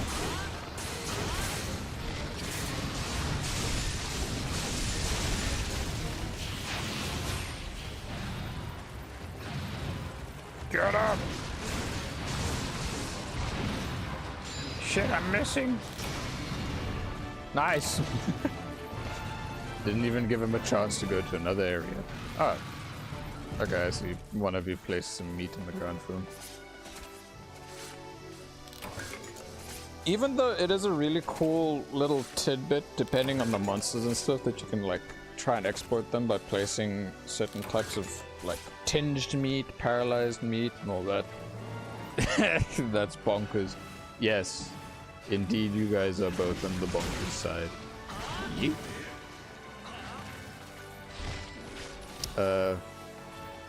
I don't find myself really utilizing this mechanic in the later games, but in Freedom Unite, it helps so much That's the main way to try and like make things a lot easier and kind of cheese certain monsters massively, is by using those types of items in general. So like flash bombs, sonic bombs. Like I remember with my best bud, we'd do that one double hunt Velocidrome often, so we could both get a lot of what do you call them again? Screamer sacks. Yeah, that's it. Because it was, who was it to farm? It was to make I think there was a Black Diablo's urgent quest, or one of the quests being a key quest. It was just to try and make it a lot easier.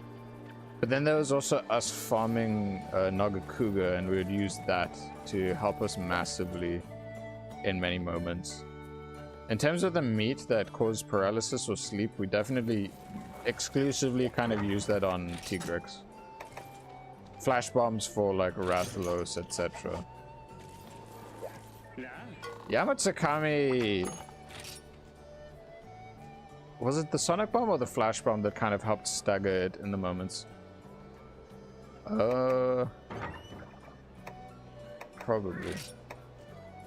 Alright, I need 2 more claws from Tigrex, so we're gonna do another slappage and we're good. Trank. Ah, right. Thank you for reminding me. That fight was like very simple, but its mouth is freaky with the amount of teeth. Well, the type of teeth it had, it was just weird more than anything. And then being able to hop on its back, and that when hopping on its back, that was when you were able to use the anti-dragon bomb, I think. Again, it's been a while. Like, it's cool to see the one monster they revealed in the last Wilds trailer, the Black Flame as they call it. So we get another cephalopod as the one prior to that. Obvious. The 2 prior to that is Yamatsukami and Nakakos. Like, it would be interesting overall to see how they go about like, if they were to ever bring back Yamatsukami or Shengaren, they'd obviously have to rework the fights almost entirely, but mainly keep like the key factors that were there and heavily emphasize on it.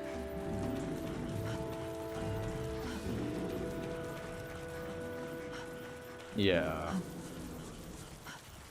But obviously, the other factor into like what monsters come back, what monsters are added, in terms of like my understanding of the dev's design philosophy, it's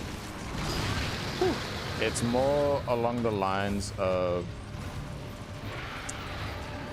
like monsters needing to fit certain roles type thing.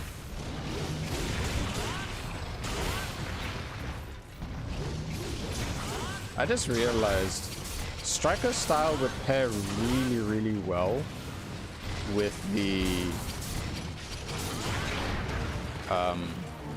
Dread Queen Rathian Chargeblade plus SP mode. Overall, just like so you can spam all the different arts as soon as possible when they pop up.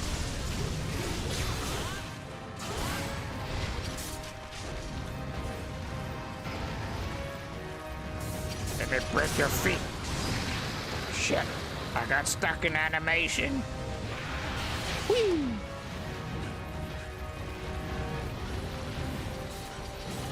Break the claw. Oh, I am safe.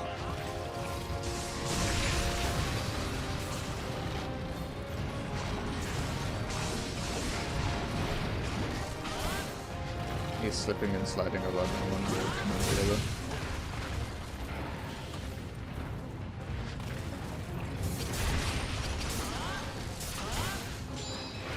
He's just slipping and sliding a lot in general.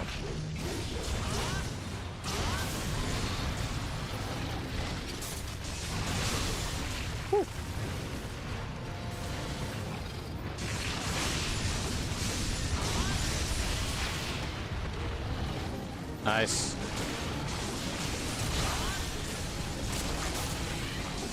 Okay, that's one claw definitely broken. The other one broken? Yeah, it is.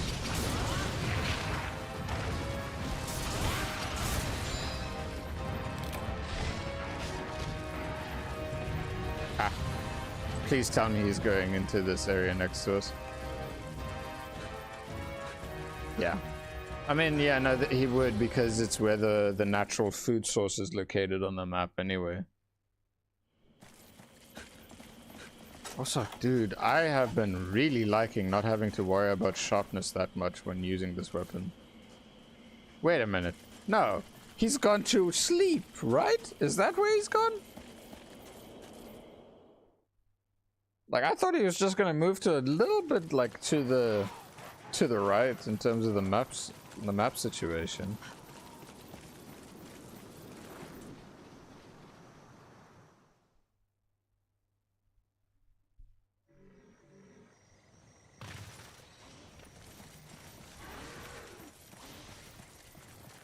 Okay.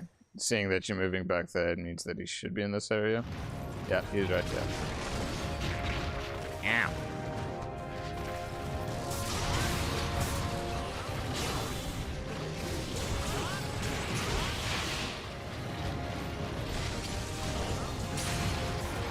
Woo!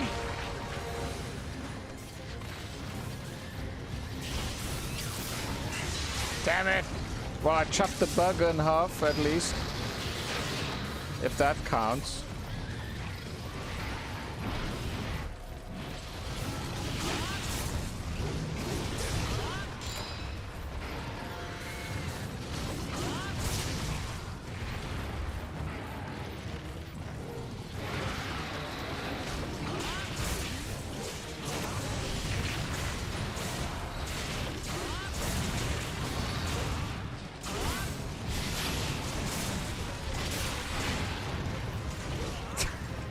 I was hoping that I could land a hit there so I could get the mountain time.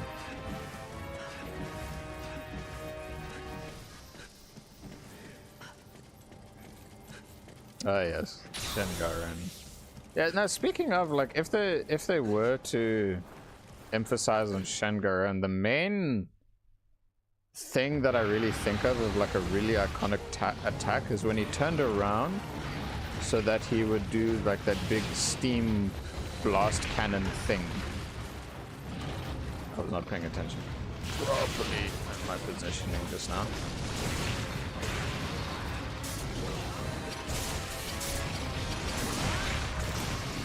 There we go, he's dead.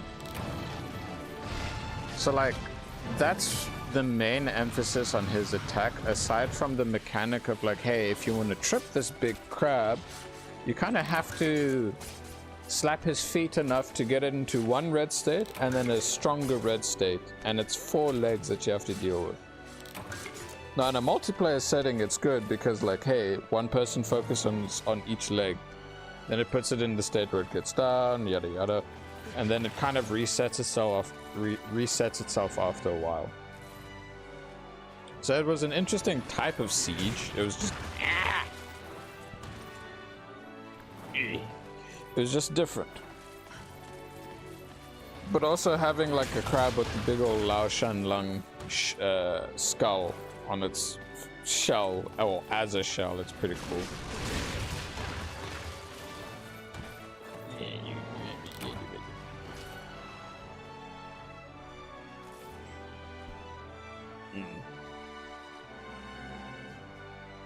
Yeah. Yamatsukami and Shengaran stuck in the past. I mean, like, at least with Lao Shanglung, they did bring it back in GU. And they did kind of change up the siege mechanics a bit. I'm the equivalent of the Rise training frog for adept training. Basically, yeah, the big old stomp on the ground. Alright, let's see. I should hopefully have enough to craft the Tigrex, or upgrade the Tigrex chargeblade. I just wanna... I'm gonna double check. Can I not see the... Yeah, no, I cannot. Okay.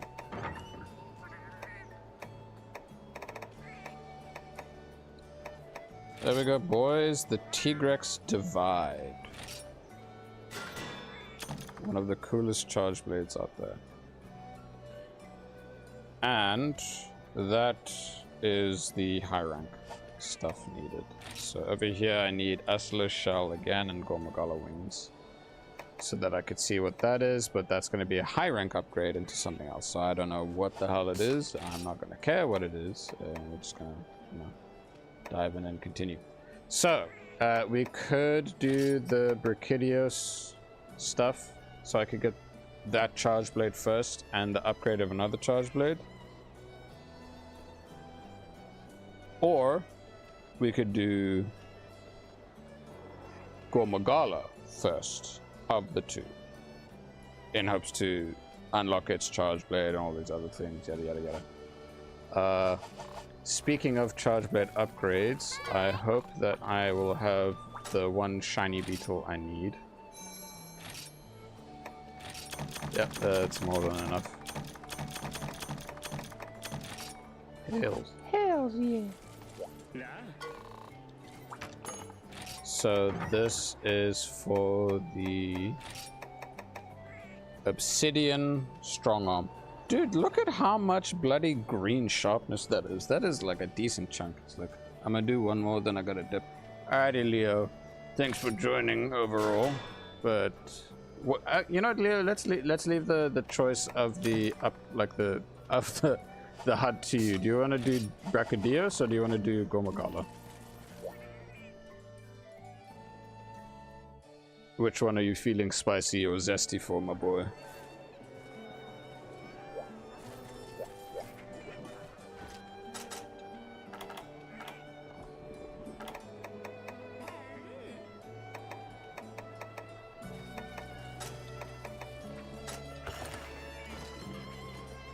I don't care, honestly. Bracky seems spicy. Fair enough, we'll do a Bracky.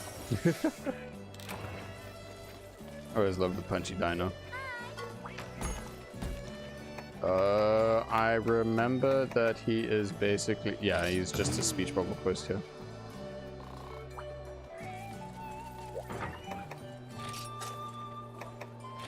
Just out of habit, I always like to check to make sure that I have all of these things. Alrighty, boys, we're making... like genuinely like some really solid progress with my charge blade stuff. I really appreciate that. You boys have helped me get through a lot of these quests nice and quick, so the materials are flowing in a lot better. As you saw, I had more than, I think, just a bit over 3 rows of charge blades. So like, yeah, great progress. Still a lot to make though. I'm comfortable with sticking to guild style overall for the most part, but then I'll definitely like ease into the other styles when I know that it's gonna help a lot more. Let's go.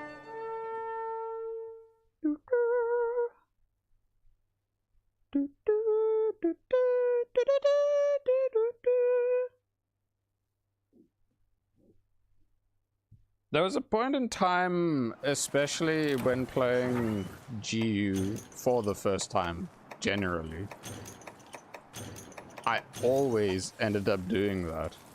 And it was fitting, especially whenever you go into the Jurassic Frontier. And I think it was because at the time, I recently watched like the first of the Jurassic World movies, I think. Somewhere back then. I don't fully remember. But it was just really good to get back in the vibes of just like watching and looking into dinos and stuff. It was great. I love them dinosaurs.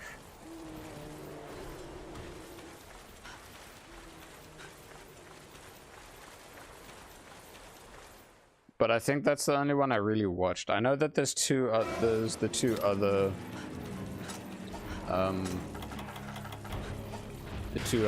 Jurassic World movies. but yeah, I just didn't have the time or didn't really want to bother too much with those movies. The movies I did want to watch a lot of was the Planet of the Apes movies. I really love those things. Like finishing off the Caesar trilogy was great. I am interested to see about like the, what was the latest one? It's like something Kingdom or something along the lines. I just know it's no longer going to be Caesar. His like whole set stage is not finished.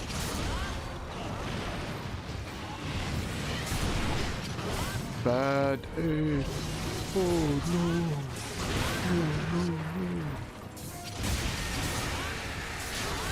He's a spicy boy now. Spicy fungal slime explosion shit. I can also use boom booms. Ah, shit. I do really love the design of the Brachydios chargeblade. Like, the one thing I was making sure to do, because, well, technically it is the strongest chargeblade that I've seen in low rank for Raw, and just stuff in general in low rank for Ultimate, is that when I got through, like, the single player stuff to see that... Oh! Cool. When I reached that point, I was just like, yeah, man, this is great. I love this charge blade. But another thing is that the reason as to why it's the most iconic weapon for me personally is because when I played the demo of, oh shit, the demo of for Ultimate, you would be, and if you go for charge blade, you would be using the Brachydios armor and have the Brachydios set, or like the charge blade itself, and just that design overall is like, it speaks to me. It is so cool. I must have it. But the idea of an axe that makes things explode, plus blast. Sorry, I freaking whiffed that. Plus the idea of having the extra blast on it too is great.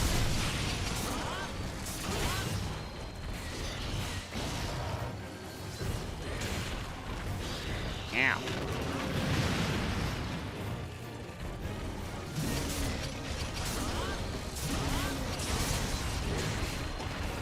Ow.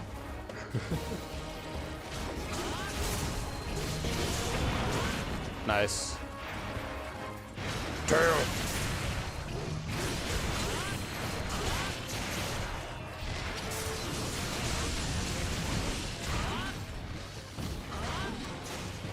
Eat up.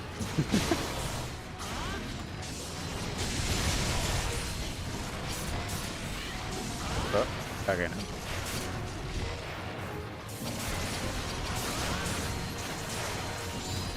I'll be able to... Yeah, I got a chop. There we go. Nice. That was a good hunt.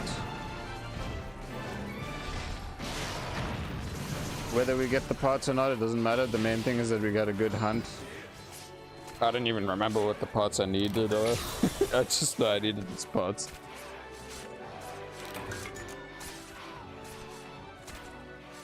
All good.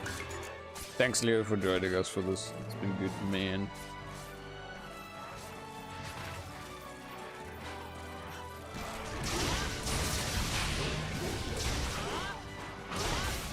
It was very clean.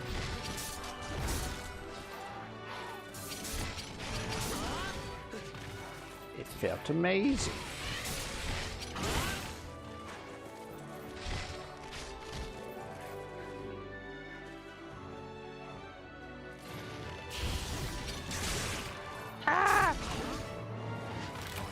I had zero idea what I was doing with the Valor DBs. Just press button. You went full. You basically went full Unga Bunga. I could kind of see that.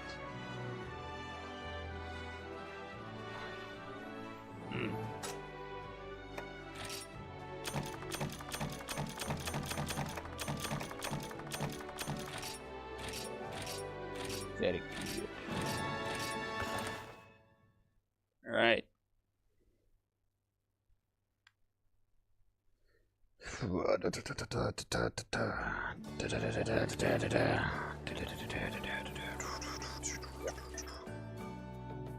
it was nice to see you. Bye. Thanks, Leo. Have a good one, man. Until next time.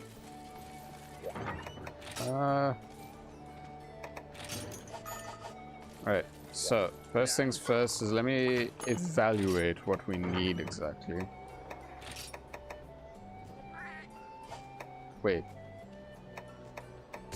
I did make the obsidian strong arm. I was like, where is it?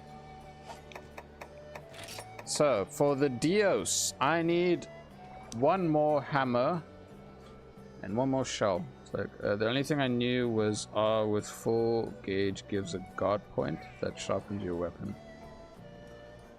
Yeah, that sounds about right. Alrighty, so yeah, just one shell and one hammer. What was the other charge blade that actually required a pot? This one. Ebon shell. Wait, did the regular one need the ebon shell? Yes or no? It did not. Okay, cool. So 2 birds with 1 stone, upgrading the glavinus and whatnot. Alrighty, so we've reached close to the 2-hour mark of the stream. I'm gonna go AFK to have a quick bio break, so I won't be long. Yeah. BRB.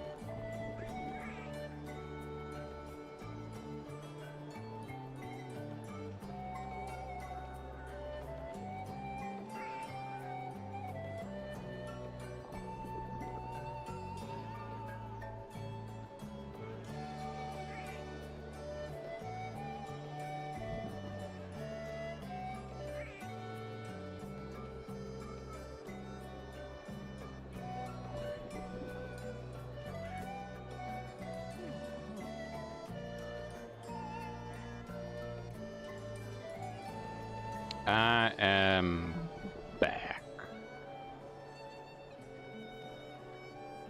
The one thing I was thinking of that I should do, especially once I have all my charge blades like crafted and maxed out,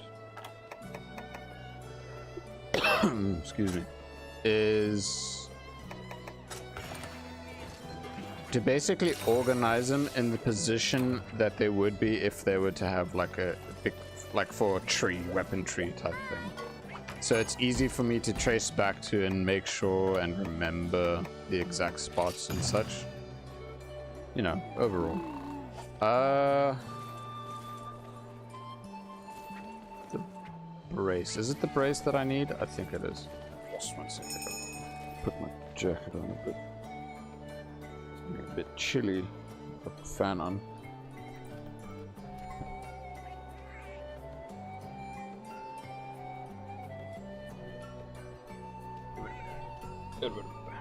Alright, we're good. Let's continue our ordeal of slappage. Like, I'm really happy with a lot of the progress so far in terms of these things. It's just, what this will do is it'll help me establish, like, needing a lot of the basic versions of the charge blades, and then needing extras for whatever splits off in high rank. And then whatever splits off further in high rank, I'd rather worry about those when I see them. So the ones that I can see at the moment, I'd rather, you know, get those sorted and out of the way as soon as possible.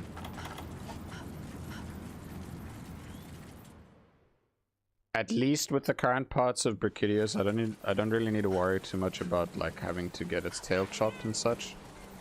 It's more just break its fists and face. Simple as that.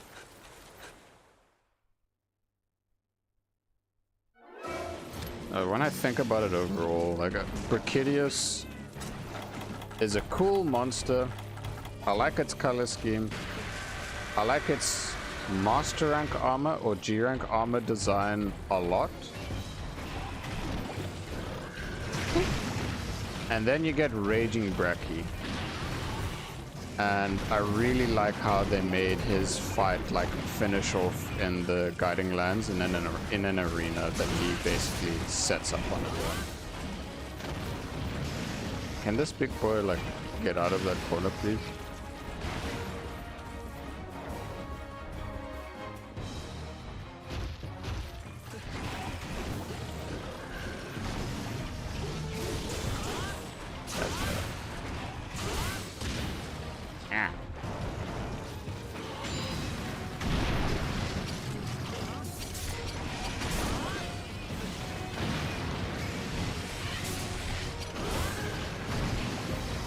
One thing for sure as a heads up that I just gotta make clear is because of how I said that I woke up really early today and such, and I didn't really give opportunity to give myself a nap, whatever, at like earlier times. The boy's definitely gonna get tired a lot sooner than expected, but I will still push to have the usual 4-hour duration for the stream. Ow, I swear I was close enough to not deal with that. But clearly not.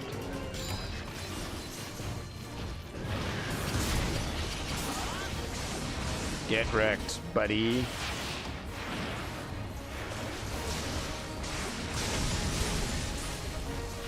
Please hit, please hit. Damn it.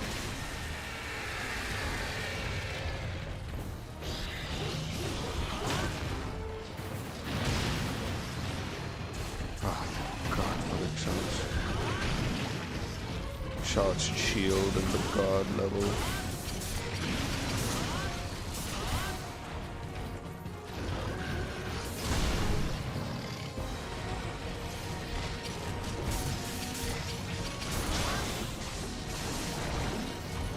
Dude, just stop moving backwards so I could actually, oh shit, so I could actually try and like break apart.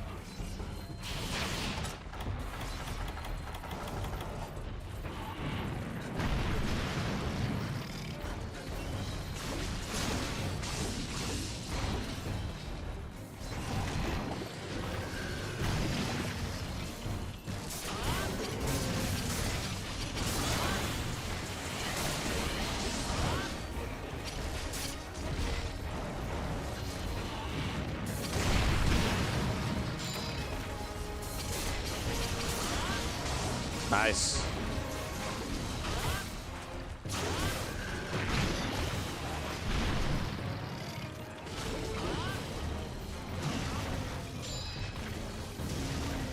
Okay, I need to top up health quick.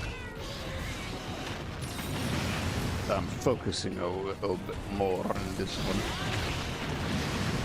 Not really, I take my words back.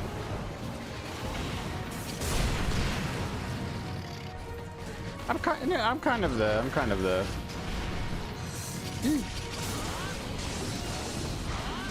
My problem is that every time I try and think I'm like I have the opportunity to like slap him in that right moment, he just shuffles backward a tiny bit, and then I miss.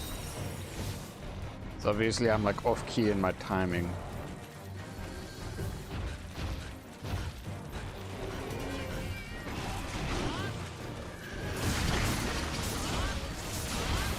But my guard points are getting more on point.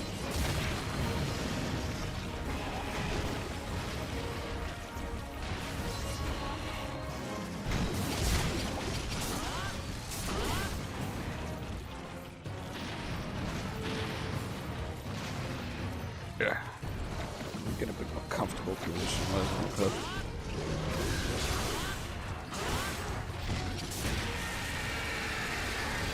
I'd be angry again. Woo. Let me charge. Okay.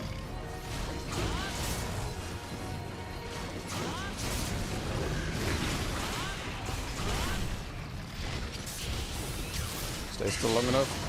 Thank you.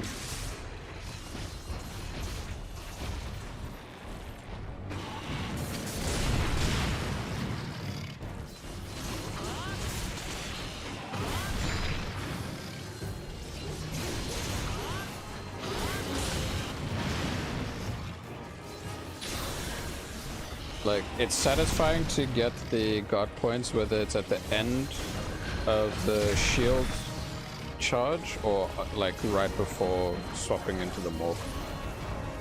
Come on, do the jump. There we go.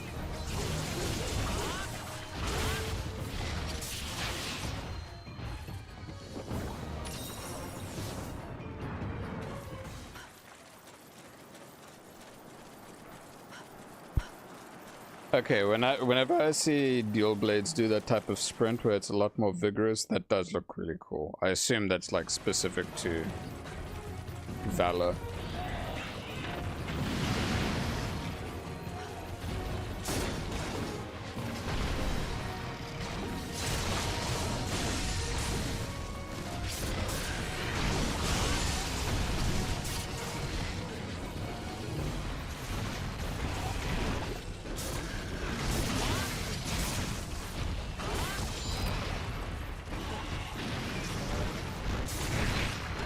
I thought I could get, like, squeeze in a tiny hit through a pixel there so I could get, like, a mount. Maybe here. Nope.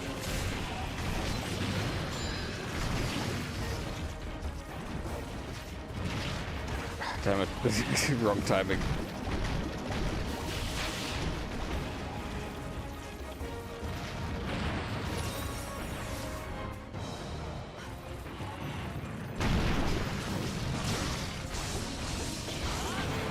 Nice, nice, nice, nice. Oh, damn it.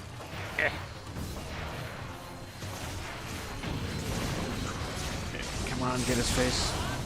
Okay, well, I got both of the hands, so that's good. Okay, he's a little bit more. A shiny pick. We're doing good. We're getting there.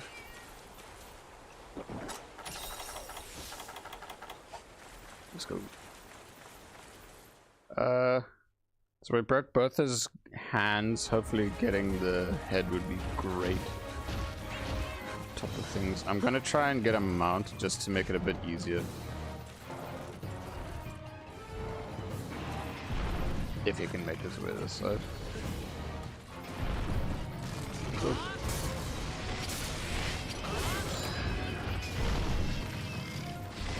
Come on, buddy, get over here. Valor style exclusive, yeah. Alrighty. There's a lot of cool things from Valor. That's one thing for sure. Alright, I'm just gonna use these Jaggy over here to help build up my files quick.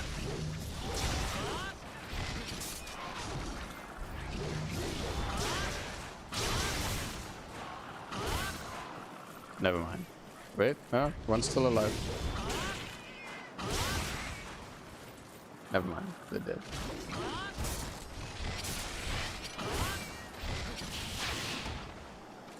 Alright, let's go.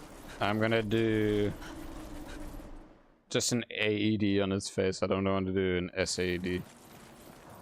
I don't have much in terms of file buildup. And he is close to dead anyway. Maybe we get a stun. Maybe. Yeah, there we go. That's the stun. Nice, dude. Even better. Good clean way to finish. Both his hands and his face broken. Very good. Sip of water.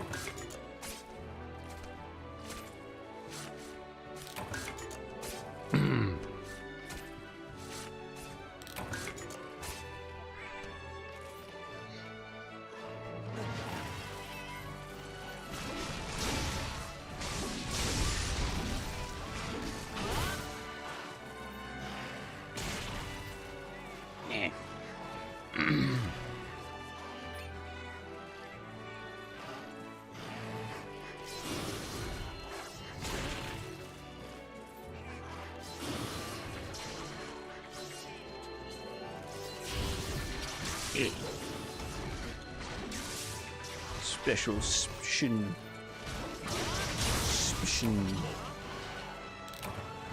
I don't know what I said there. I mixed too many words in one. There was like special shields spin together. Suspicion.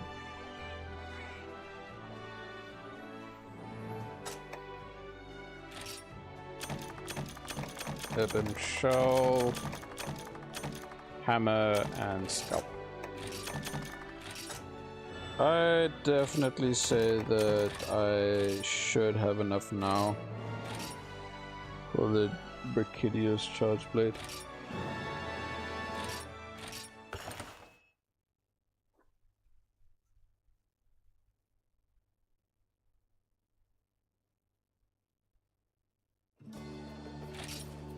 Let's see, a bunch of NPCs that just want to talk to me. That bistro thing? No, it's different.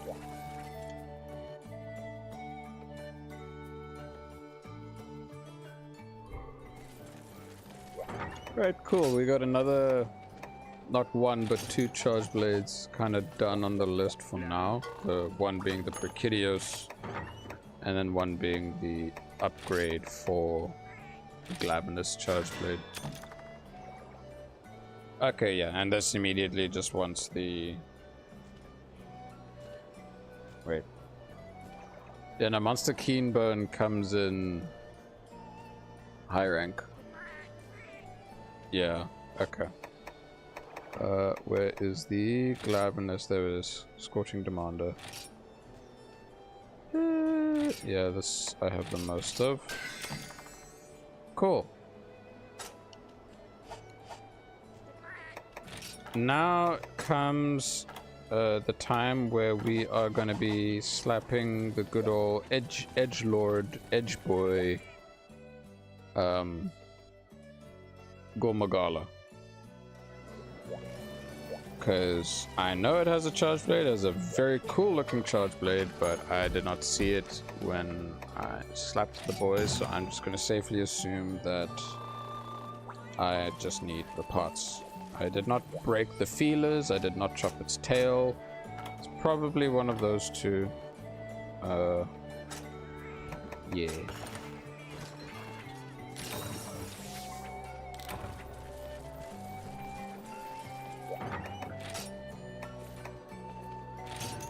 let's go for this instead so I don't have that much clutter in my inventory.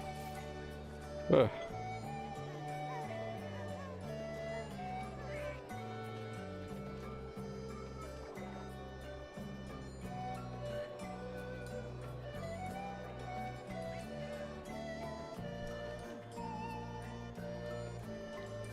One thing your boy will probably definitely do off stream is just do the casual quest clearing, but leave some of the hunts more like, at this point, definitely a lot of the Elder Dragons, I'd rather slap them in multiplayer. Single player though, I would probably go on ahead, because if I remember correctly, the LR6 star stuff, there's a lot of those quests that only unlock via like the NPCs, and it ends up like piling up a lot. So just overall making sure that I have that sorted out and leaving it so that low rank hub is the only thing that I need to finish up on the streams. Great, because then we just go into high rank once we have everything sorted.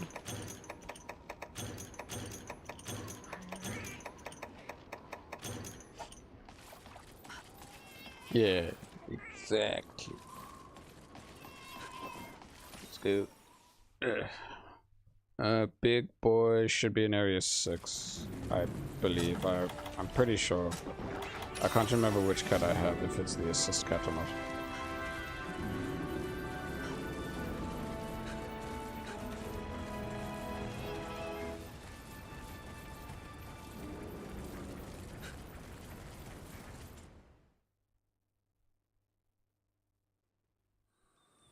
There he is.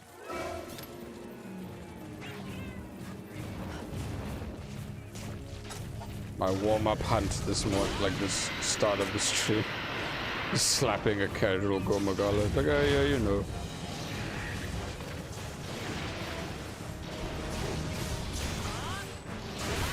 I'm gonna focus his tail for now.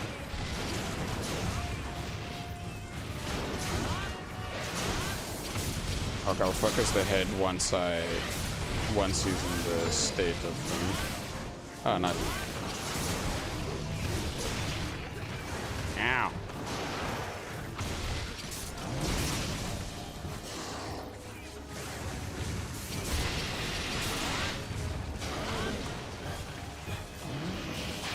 Get the tail.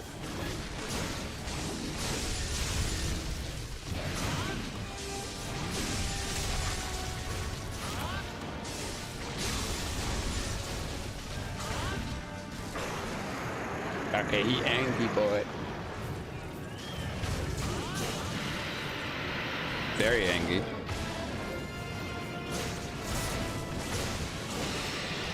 Extremely angry. Damn, he really went into Figgy now.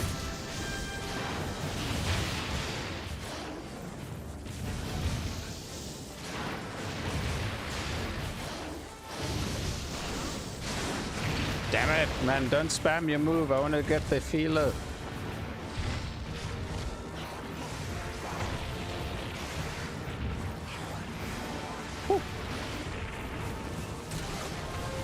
Nice. Good job on chopping the tail off. Yes. Ah, yes, dude. I don't know if that actually like broke the feeler or not. I just know that it knocked him out of that state.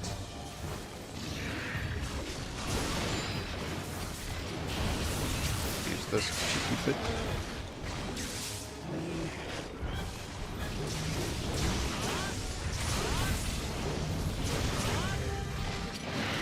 When I think about it, the other thing I definitely need is this boy's wings, actually. For the upgrades of the other charge blades.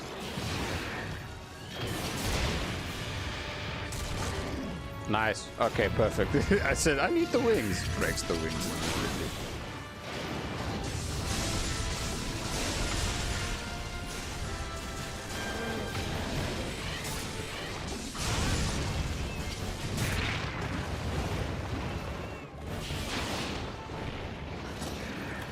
So how much of a affinity? Okay, like a 20% affinity increase. Because this thing has like natural 5 affinity. Ow.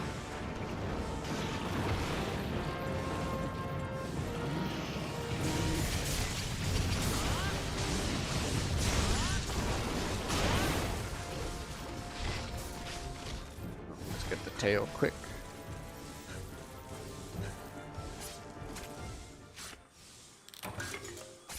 Gormagala plate.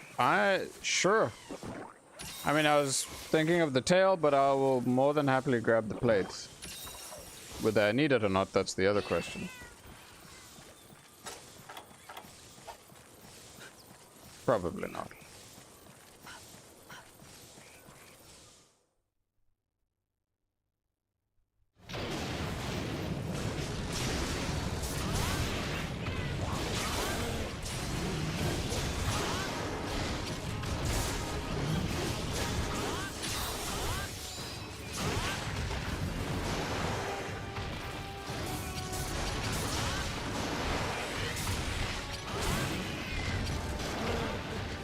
Nice.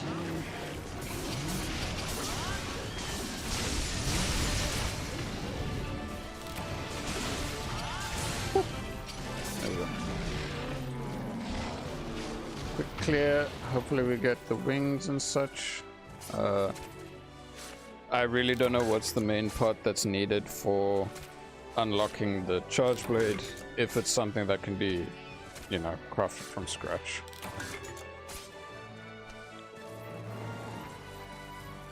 Big boy. Big angry boy is what you be. Choopy choopy.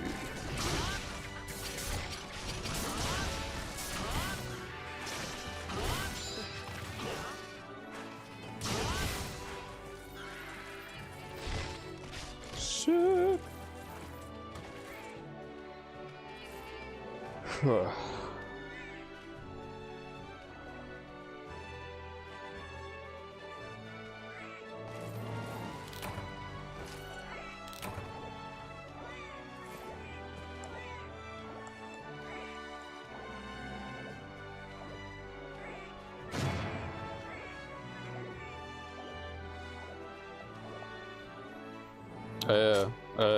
I remember I did mention a fair bit ago that I was craving to play some Fallout 4 again, and then my one mate of mine has been playing it lately, and how he decided to deem one of the settlers, like he named them after me.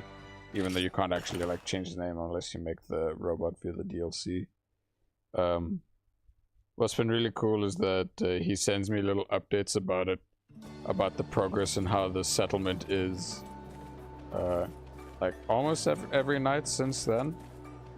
Not every night, but just like the nights where he does play it, and then he just talks about the progress and how he's got like all these other guys coming in. It's great. It's mainly because like I gave him the idea of setting up a farm to help him with a certain resource to like make things a bit easier for him as he progresses through. Alright, I do not have the charge blade. Okay, so in terms of that, I would need to actually like look into Google. Just one sec. Alright, so the Black Guard, I need one more wing and 2 more Usler shell. Then we have an idea of what level 3 is. But obviously rarity 4 for weapons and armor is high rank. We can't do much about that. But anyway, back to the whole Fallout 4 chatter about my mate. Things are overall like it's really cool. It's getting me to want to reinstall it. I know I have said that like, yeah, I'm itching to play it, but like there's a couple of games that I've been playing lately or that are on my list, and then also stuff for the stream where it's made it a bit tougher to kind of like get around to doing it. But yeah, like it will just be really good. I'm not sure if I'd just go for the usual playstyle I'll go for. Like, I definitely would do a new save and not have it be survival mode difficulty or anything like that. I'll just keep it on like hard difficulty so it's easier to find. 2 feelers, 8 shells, 1 tail, 3 scales. Okay, cool. I think, yeah, we didn't break the feelers. We got him out of that one state, And when it came to the tail, I got a plate instead of the tail. So it's definitely a combination of that. Excuse me. So, back onto the topic of Fallout. So, like, I usually tend to always go for a... Wait, do I have another Gormagala quest? I'm just double checking more than anything now. I don't know. Alright, we're gonna stick to this one then. It's natural 20% affinity, so damn. Yeah, no, it's good. It's really good. Very, very good. Like, honestly, crit in GU is insane.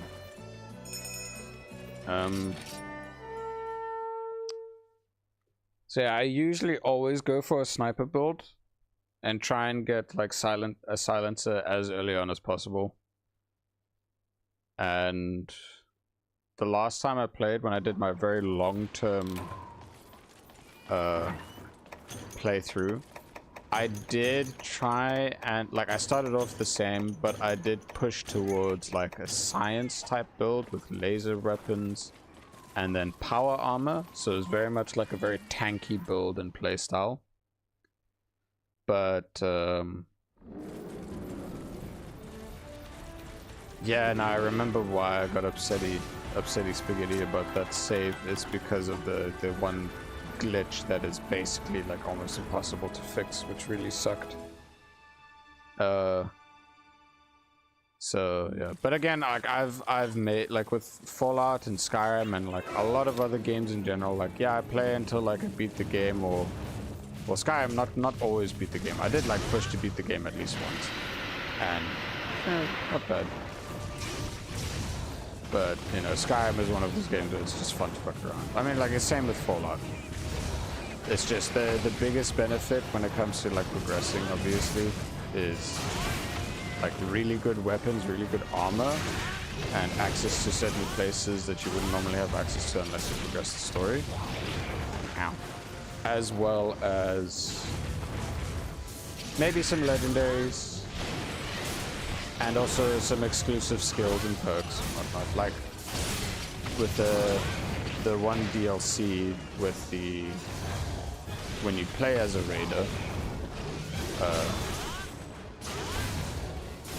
like, I'm not a huge fan of being a bad, in those types of RPGs, I'm not a huge fan of being a bad guy. But those perks that you get are really broken. They're really broken.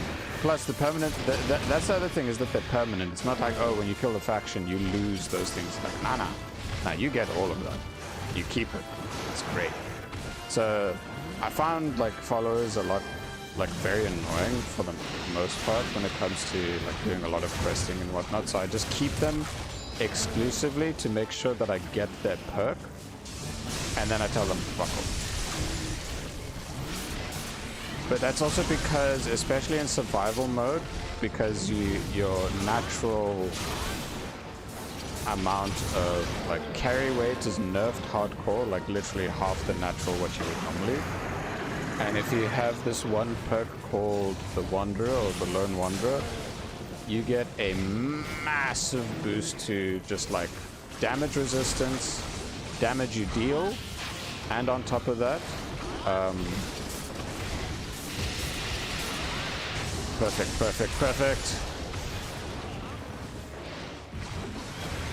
It's perfect because I got the one attack into his face there. Ah, shit. I didn't transform my blade in time. I need to heal. Anyway. But yeah, like, there's a lot of those perks that make it a lot better, and usually with the solo playstyle, it makes it a lot easier to not deal with them. Like, okay, out of all the, like, companions, I do like the DLC that allows me to create robots from scratch, and I can make a really OP robot. And then certain robot parts I can unlock depending on, like, certain places I go and shit. That's cool. I really like that. Get the feeler, we're gonna break the feelers. Ah.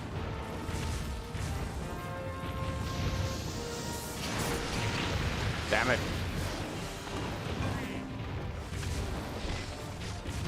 But yeah, no, Fallout 4 has always been a really fun game for me. Oh, dude, okay.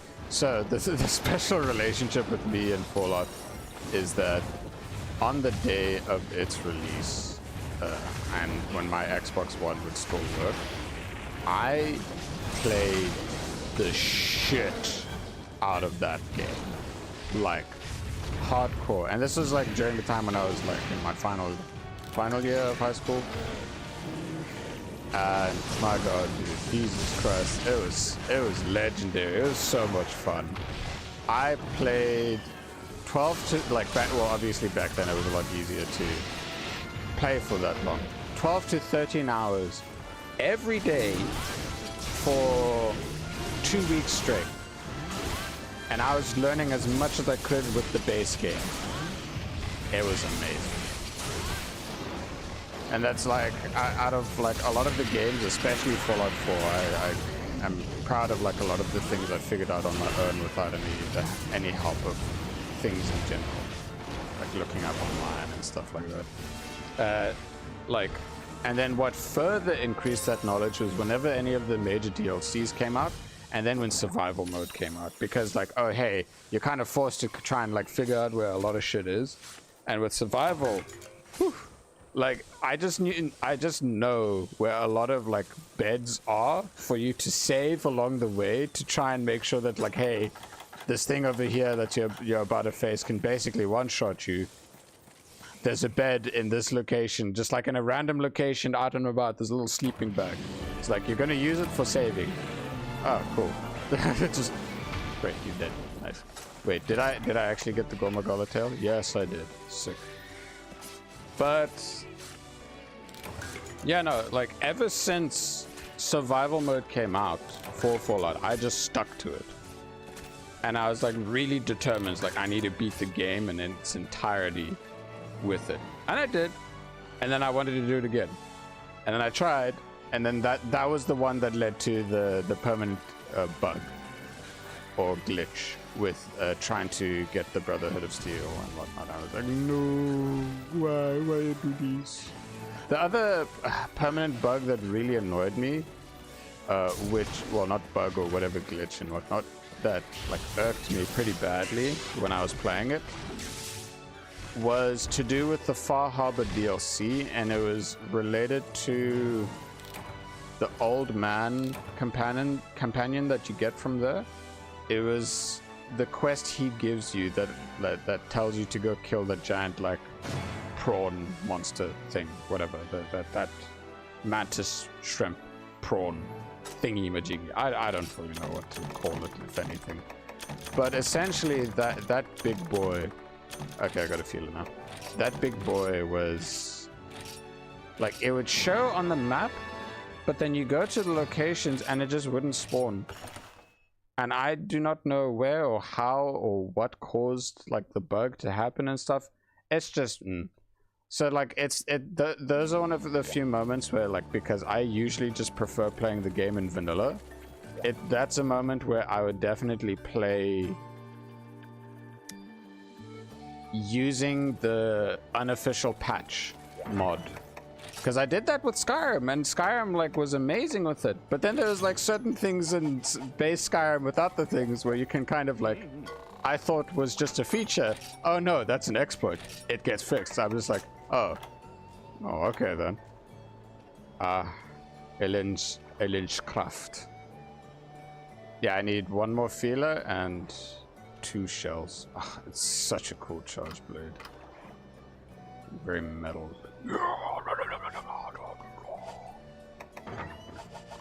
Oh, yeah, we're gonna slap another Gormagala. But yeah, dude, like, I would say one of the best times I ever had with Skyrim overall was when I had a save that had, like, well, when I had the unofficial patch and just enjoyed playing the game for what it is, progressing the game, and being happy that things weren't broken.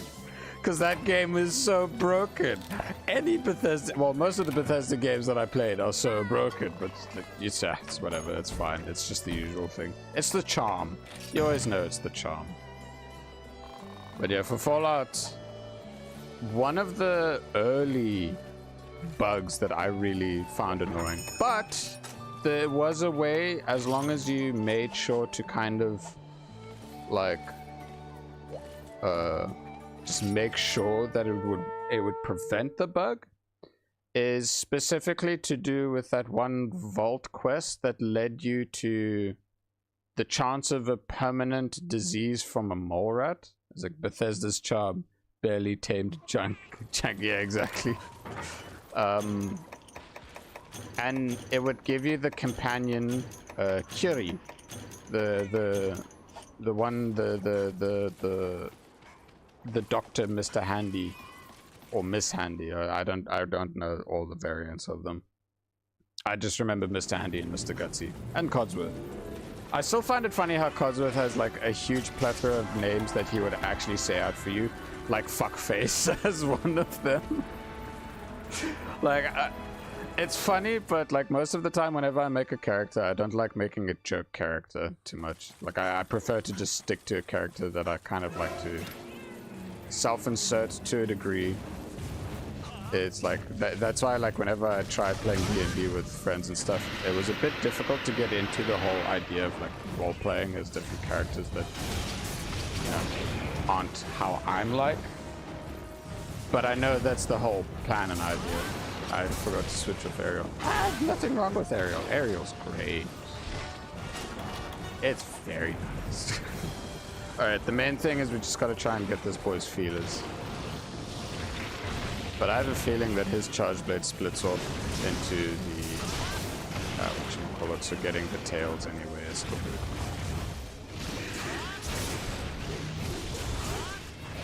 Yeah, I'll just do the usual thing, like, because pot breaks regardless is good. I know that there's the armor set that unlocks because, like, from the, what do you call it? There's the armor set that unlocks from getting like just the overall deviant tickets or whatever, and it, like, that armor set in particular, I know it has the pot breaking skill. I know that I haven't checked the Prekidios armor, I haven't checked like any of the other boys' armor at the moment, but I don't expect any of them to really have pot breaker. Pot breaker would be nice overall. Anyway, back to the whole topic of like Fallout and whatnot. So the main reason as to why I really wanted to make sure about like Curie not breaking and stuff is that you have to, you can't just like go in, talk to her and go out. You have to wait until there's a certain prompt with her speaking. You have to wait for her to talk to you, not you talk to her type of shit. And lol. And you know, it's very easy to miss that. And that type of thing sucks, because if you don't let her talk to you, the bug is that if you tell her to go home, she doesn't go home. What she does is she just goes all the way back to where you first found her, and then you miss that opportunity. And it's like, shit, okay. Alright, we're gonna try and get the face. Okay. And like, I'd say out of all the characters there, because I know you can romance some of the characters, the one that I enjoyed romancing in that game is Curie, especially after you get the whole synth stuff with like transforming her into a synth. Mainly because, like, I guess logically speaking, because it's like, oh, your dude's like, well, he's not immortal, but he's like a bit over 200 years old because, well, 200 years old because of an ice bucket and stuff like that. So I guess for him, character arc, I don't know. I think it's just more like, actually no, when I think about it, I was like, that's kind of like messed up. What if you're at the point of like, oh yeah, Curie loves you and stuff, but then you die and you're like, oh, you have to know. Anyway, this is like headcanon weird crap, so don't stress about that type of shit. It's just shit going through my mind right now in terms of these thoughts. It's like, I don't know why I was thinking about this thing. Anyway, I just like Curie because, I don't know, she was fun to tease and whatnot. Because, well, yeah, most of the flirting options were literally teasing her and shit like that. But there was another bug that, like, I'm just reminded there's another sound bug because there's a type of like a mini chainsaw, like a dagger chainsaw called a Ripper, and it had a really annoying sound bug that if your follower had it, it would constantly, like, even when you don't, like, they're not using the weapon or they don't have it out, they just can't, it constantly makes a buzzing sound regardless of what's happening. I'm just like, dude, why? Why does it do this?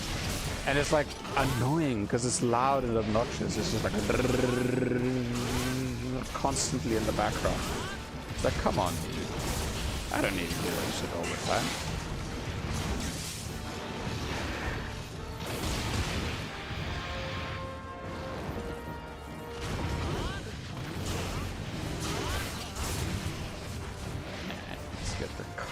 Right now. But another thing that's special about that quest line and that location that leads you to getting that companion in Fallout 4, the part that I really like from it is that it got me to meet the vendor NPC known as Cricket. I think that's what her name was. And it got me to get that, like, I was like, ooh, what is this? When I was looking at her stock in her inventory, and there was this one legendary submachine gun called the Spray and Pray, and it's like, what's the thing? Explosive ammo. I'm like, oh, and that basically helped me solo my first save for like a good long while, and then somehow, for some reason, I may have accidentally dropped it somewhere and then lost it permanently. How or why? I don't know. I was just sad because of that. But it wasn't the end of the world because I got an explosive minigun, like, I think a couple, like several hours later after realizing I lost that weapon. So it wasn't a huge loss because, damn, that minigun was insanely broken. It was great.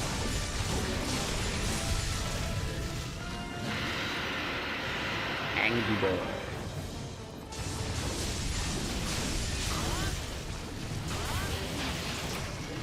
Nice.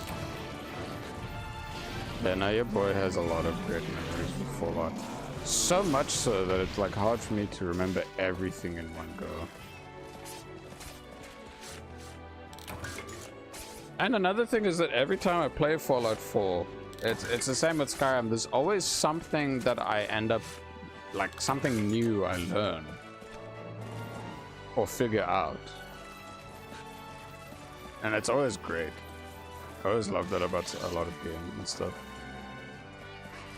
Like when it comes to Monster Hunter, I guess that mainly applies with certain weapons, specific monsters, and specific locations, depending on them. Like in the older games, or in like before World, some of the maps you could actually, there's like a shortcut, and that shortcut is not marked by like those dotted lines between the map segments. That's cool. That's really cool. Like, yeah, it's epic that it has that. I love those little details in games. It's like the whole thing of like, hey, there's a video game with an open map or exploration or 3D platformer or whatever you want to call it. There's a waterfall. What do? Go behind it. Simple as that. Go behind the waterfall and then you find a secret.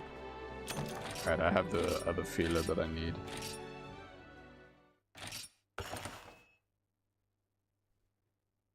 Speaking of waterfalls and whatnot, I think of World of Warcraft.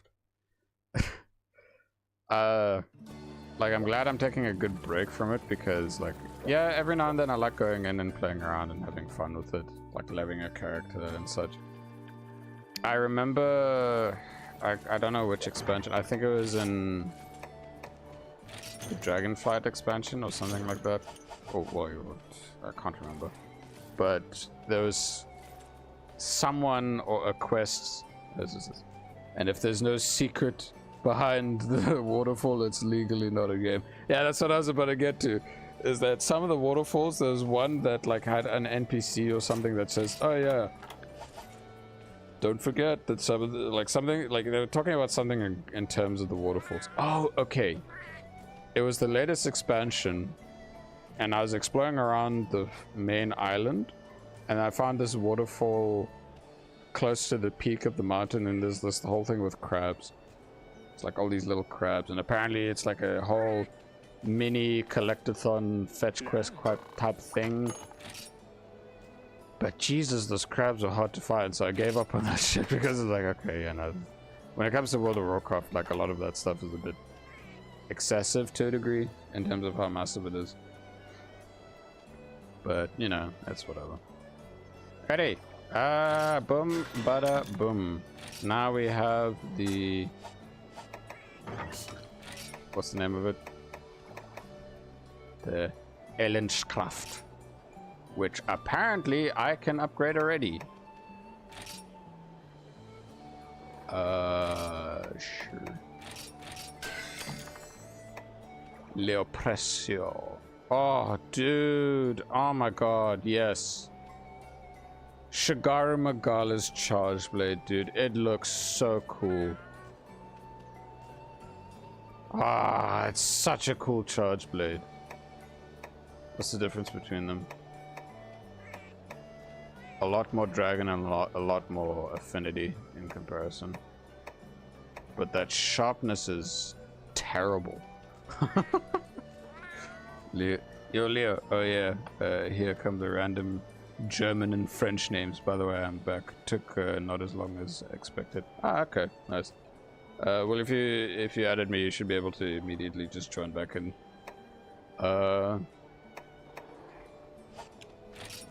Well, one thing your boy knows is that he's got to craft another Elenskraft charge blade.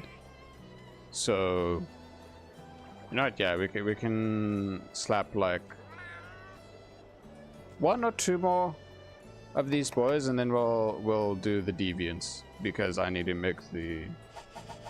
Yeah, I need to make that thing. Oh, dude. It's like out of a lot of charge blades is like your pronunciation is on spot, by the way. Oh, thank you. I think it's because I have a lot of friends from all over the world, and they have their unique accents and stuff. So sometimes when I talk to them, I subconsciously, at some points when I say certain words, I end up saying it in a certain thing. Or if I'm curious about their language and they say it and I try to mimic it, I get close. Most of the time. There's some languages where it's like really tough. Like I have a friend from Finland, and when he asks me to try and like say some of the words, it's a bit difficult. But it's more because I'm not used to that type of vowel. Most likely. Like it took a while for me to get used to the E sound. Oh my god. Oh my god. Right here. Here? Yeah, here.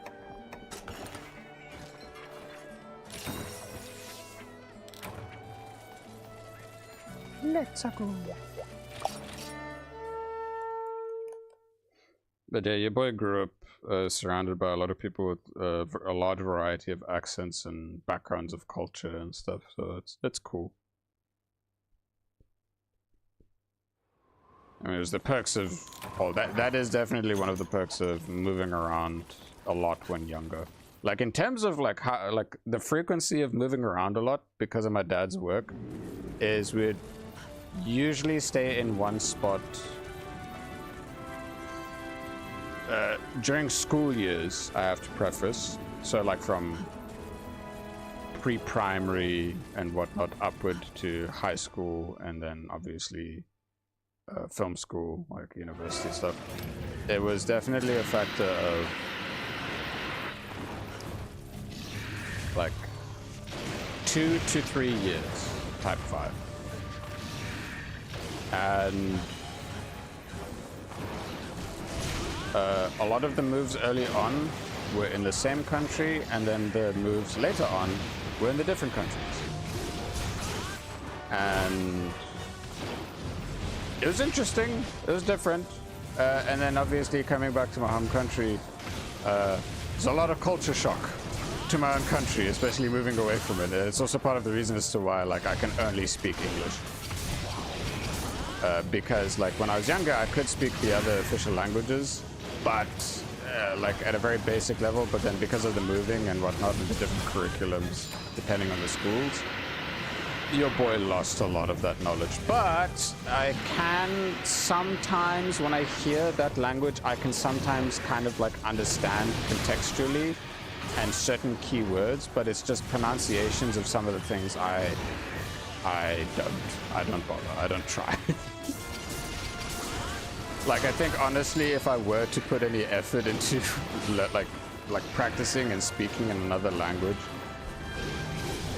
actually, yeah, the last time that I practiced any other language in more recent times was French, but that's because there was a point either last year or the year before where your boy went to Mauritius in hopes to see how things could work out there with landing a job there, but no luck. The people there were great. I really enjoyed like getting to know how the people were overall in that country.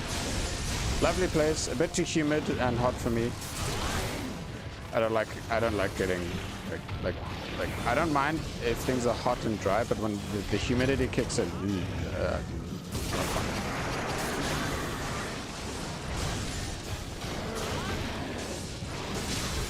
I don't know how many more tails I need, but I just know I need tails. And feelers. We're gonna break his face. Ah! Oopsies. Leave me alone, you big monster. Slap your face. Shit, I missed. And I need like 2 feelers. Keeps moving. Oh, okay, cool. Now we're good.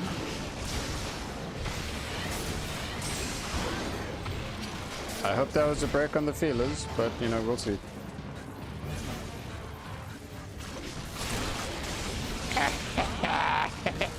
Get chopped. Get chopped. Grab this quick.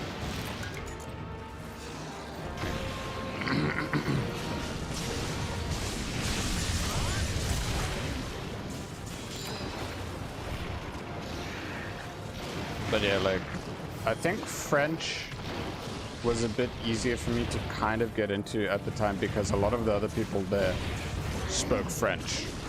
So I kind of had no choice. I was literally, it's like, I was in the deep end of like, I had no choice but to like really learn and figure out a lot of shit. But then even then, because this was like years ago, I've already forgotten most of the stuff I relearned and learned at the same time.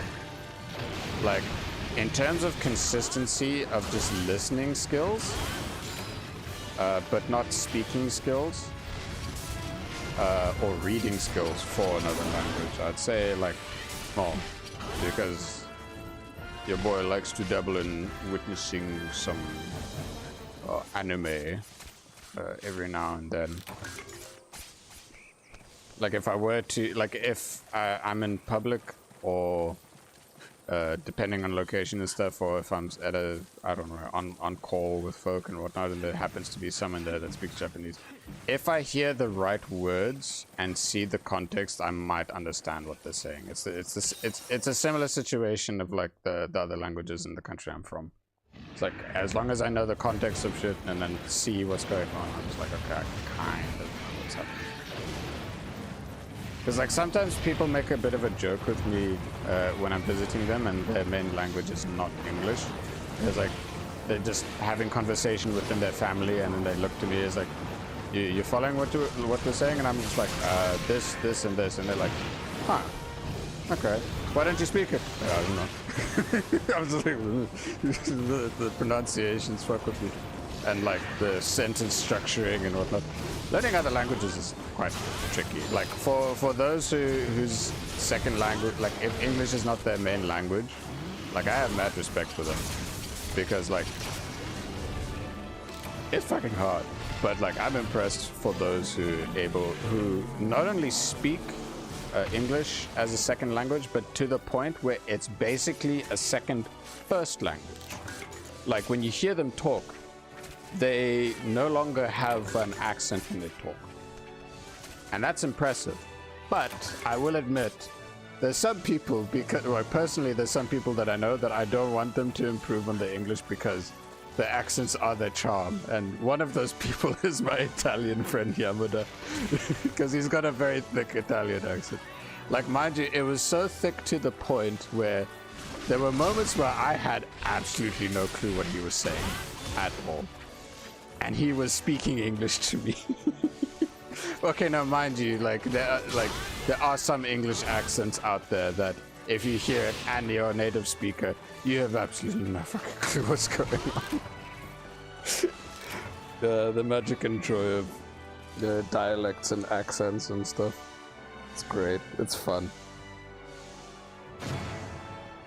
Yeah.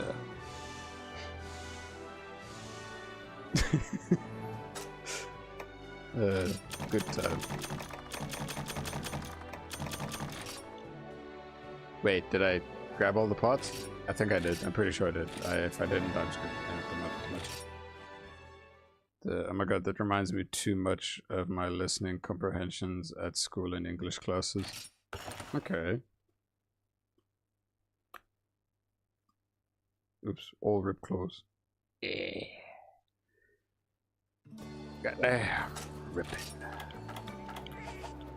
Like, Leo, with you mentioning about how I got the pronunciation of the Gomagala weapon. By that I mean not understanding them. Fair. I assume because of how you said that my pronunciation of the Gomagala chargeblade name, your first language be German? Wait, what am I doing?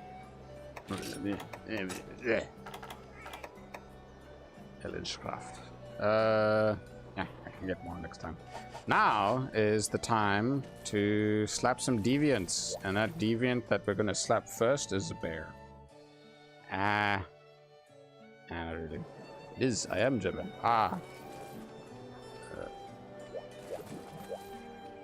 Okay, when it comes to a lot of like European languages, it's like always a mix of like the very basics. So like it says Guten Tag, but I know that's good day. Guten Morgen is thingy, but I know you guys also say hello. Okay, no, mind you, what's it called? So the friend I was talking about earlier, the one that has been playing Fallout 4 lately, he's German. He's a really good mate of mine. And sometimes I look up a German word or saying, and then I just say it to him randomly out of the blue with some really out-of-pocket shit just to make him die of laughter. It's always great, especially when he's like in the middle of hanging out with his other friends or his cousin and whatnot, just so that, you know, there's always that chance or slim chance that while he's in VC with them, he just bursts out laughing and confuses them. Hello, moin, morgen, etc. Way too many ways to say hello. I mean, yeah, you can say that for like a decent amount of languages in general. There's always going to be that amount. Alrighty, bear. We're gonna slap the bear. Like, in terms of farming and stuff, it depends on the others having charge blades, but I'm pretty sure out of all of them, the bitch of the poison, she's the only one that's gonna get that.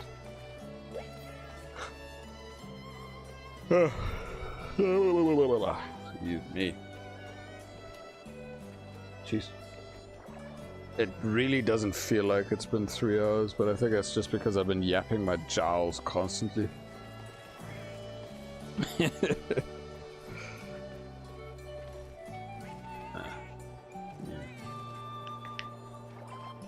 Good old stretch. I'd say, like, overall progress so far in the stream with the fancy pants has been great. Like, I'm close to basically having a lot of the charge blades sorted, and then I just need to like get the quests out of the way more than anything. Was the... I mean, I know there's the Elder Dragon charge blades. Okay, let's go. Let's slap the big ugly bear. The big ugly bear.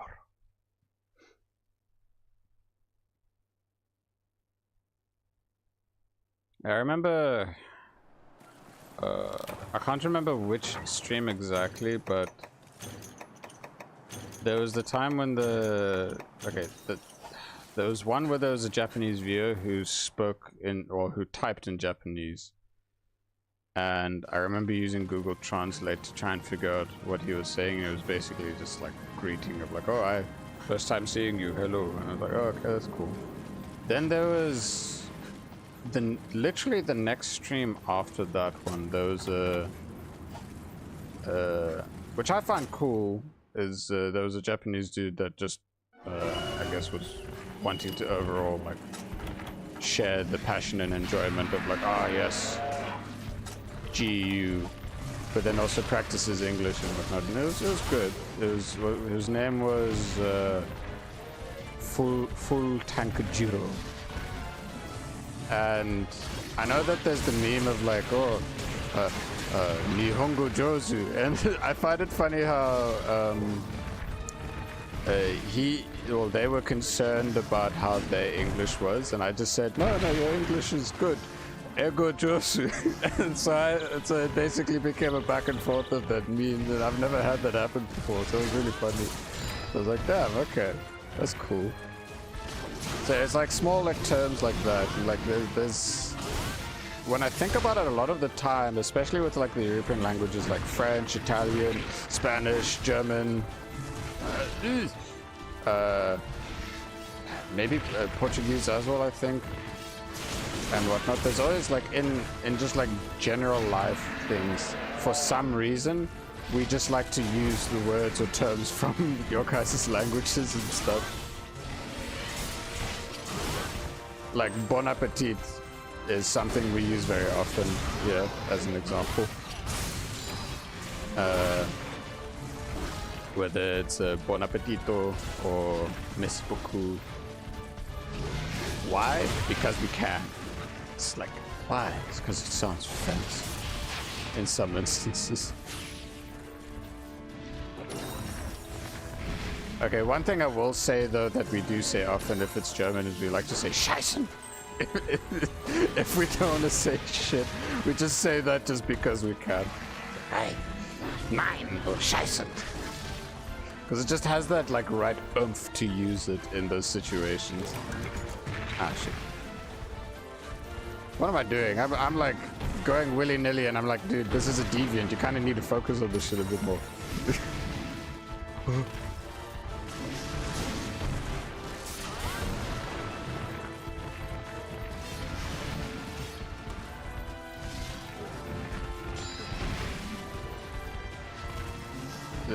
Ozeros. Red helmet's ugly. I don't know, I'm not a fan of red helmet, it's silly. Visually.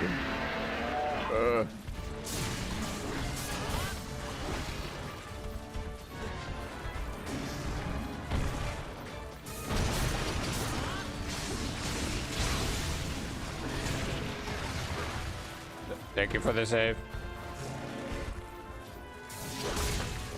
Oh shit, okay, blocking that is good, but it still does so much damage that it's not fine. Wait a minute, I can do this. Top everyone up a little bit.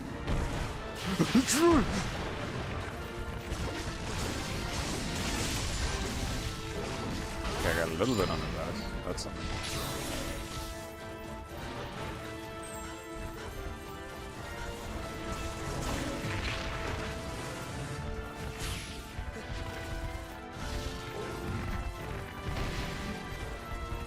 I think another thing that's made it a lot easier for me to like get close to a lot of my mates that are from the EU overall is that for some reason, in terms of how my family went about things, and it's basically what we consider traditional, is considered traditional for a lot of countries in Europe. So like there's Italian stuff, there's German stuff, there's French stuff, like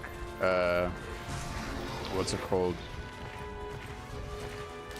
The Luften or something like that. Luften, because like naturally your boy generates a fuck ton of heat on his own, so it steams up the windows often, and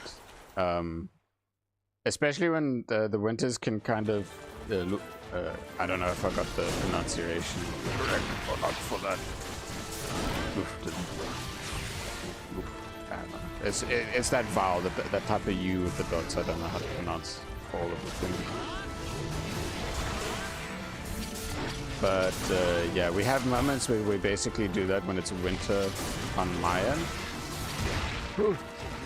And the other thing is like those like special like glass bowls that are used for like those decorated floral like glass bowls that we just have had for many years for some reason. And then like some other things like behavioral like ways, kitchen stuff, kitchen etiquette and whatnot because of like Italian stuff for some reason. Ooh. Like one of the things I learned is apparently like where a lot of people store certain like casserole dishes or oh nice, casserole dishes or pots and pans and whatnot you just store in the oven because you can. There's nothing wrong with that. But apparently a lot of other people don't. And when I mentioned this to my Italian friend, he's like, "But people don't do that?" I was like, "Apparently so." I was like, "Oh, okay." So it's all these like small things that is like tidbits from all the different European countries that I find kind of cool. That it's just somehow been integrated at some point in like family history in terms of things. I'm fine.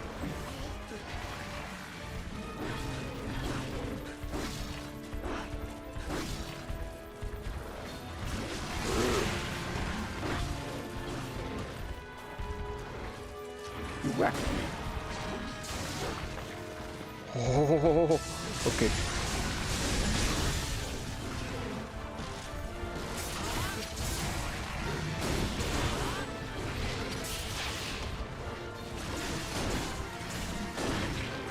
Oh shit.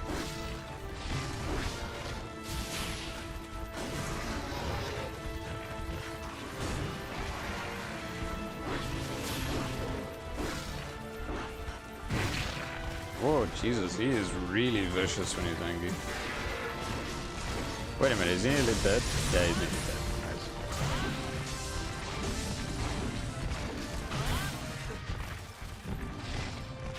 Oh boys, we're nearly killing the big boy. He's good. Let's go. Let me sharpen quick. Did I bring my capture set? I did not. Because I forget that we can actually capture deviants. Yeah. Bugger off, big bear. Zip.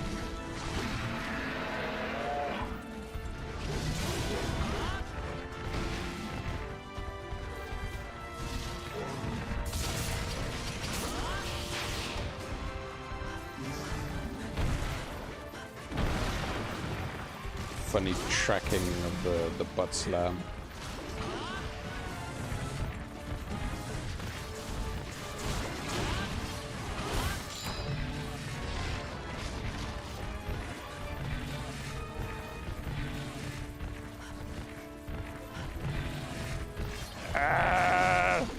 No.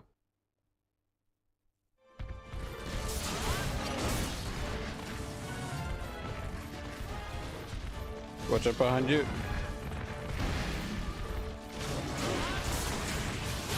Thank you, you saved my life there. Like, I don't think he would have one-shot me, but a lot of my health would have just been deleted if you didn't eat me with your hammer.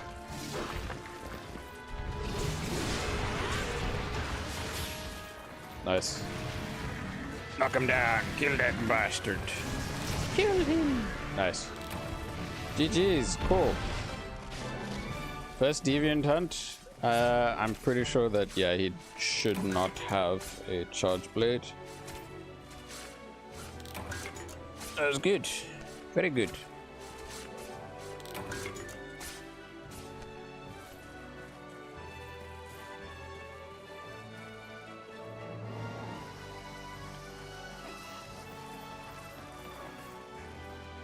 It is an alchemy, yes, and yes. Very good.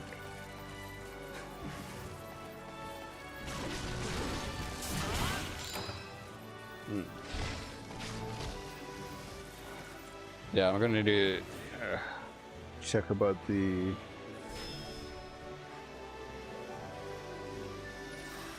weapons and stuff for the big old bear.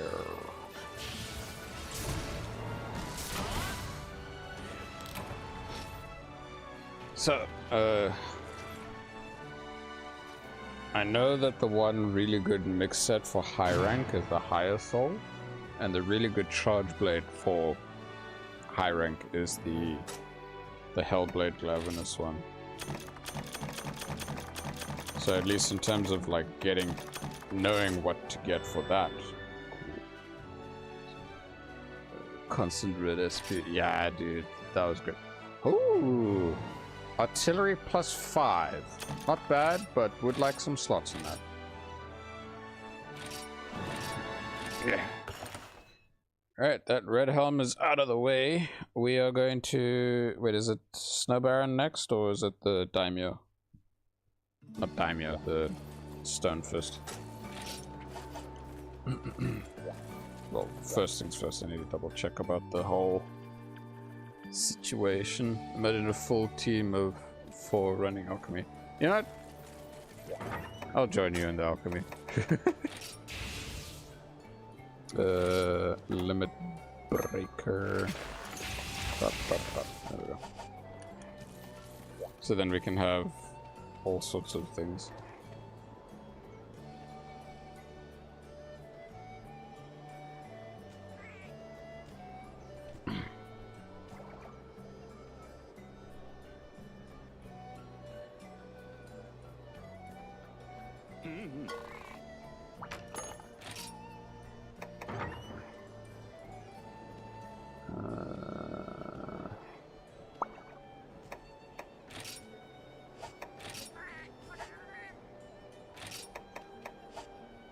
Wait, oh right, I need to find out from here. I'm pretty sure, yeah, there's no extra thing there. Quinno is back. Really? But I made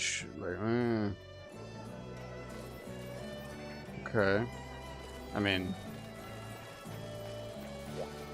I'm pretty sure that when it came to the code, it wasn't unless they went all the way back to see the code. Whatever. Well, I hid the code and then I only said it very briefly at one point. Oh, if they want to fuck with the hunt, then they're out. Simple as that.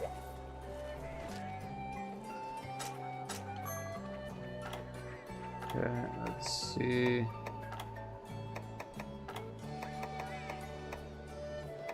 Snow Baron, Ice Res.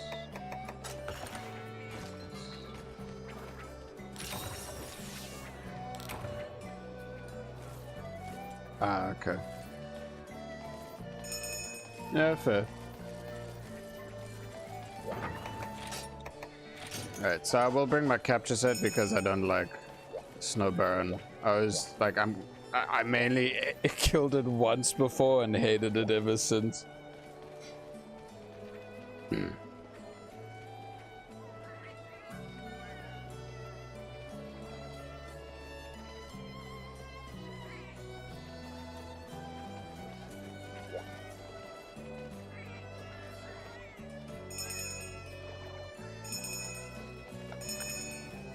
Well, no, that's not the reason for the code thing. It's just more I'm trying to get it so that when people want to join, they ask for the code in the chat on YouTube. Because I don't mind if it's in the YouTube chat if people want to join directly from there. It's cool.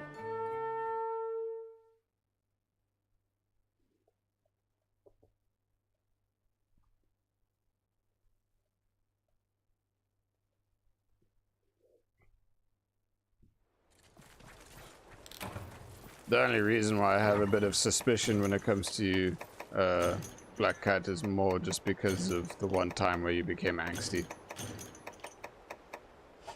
That's all.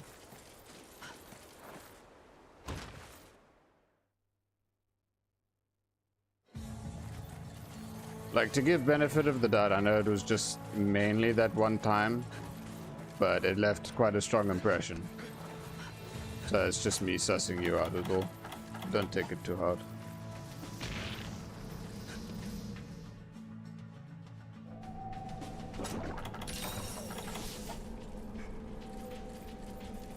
Alchemy Squad. Let's go.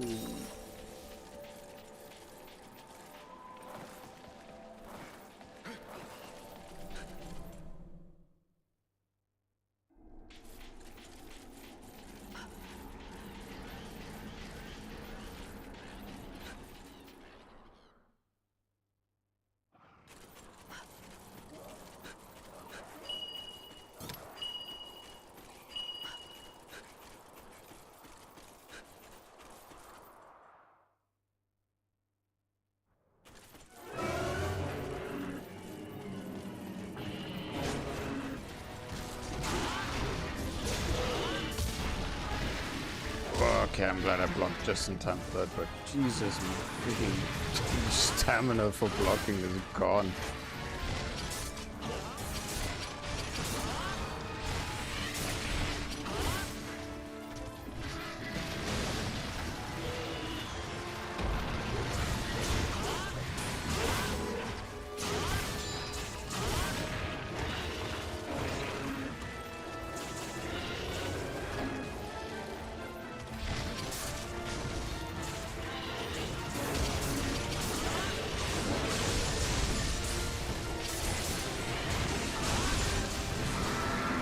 Go ham on the bunny. Kill it.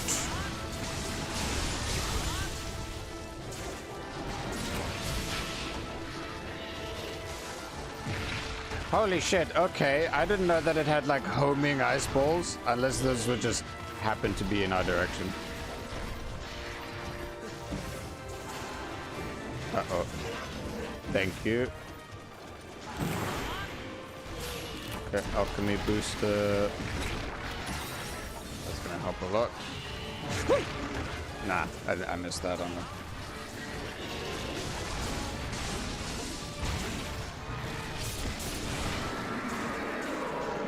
God, it's funny, man.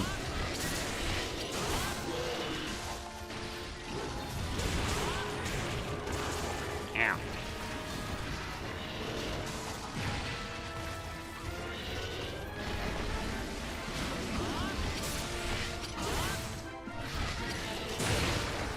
Shit. What the? God, this freaking giant snowballs, dude.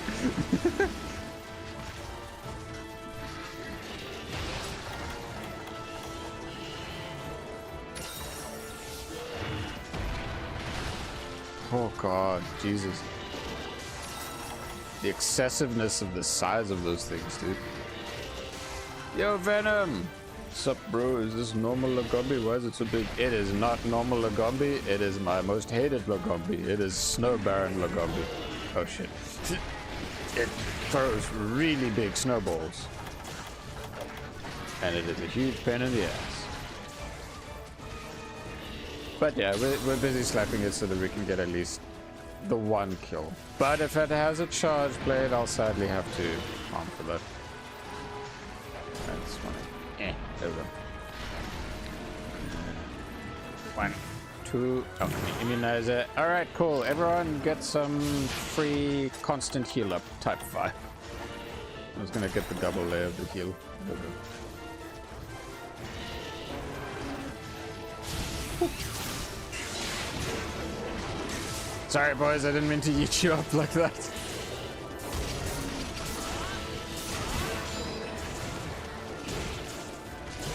Thank you. If we could get an easy mount, that's always great.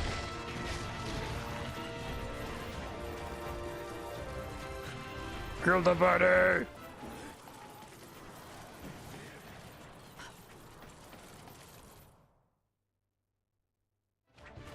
That's nice playing a bit of alchemy again. 1, 2, immunizer.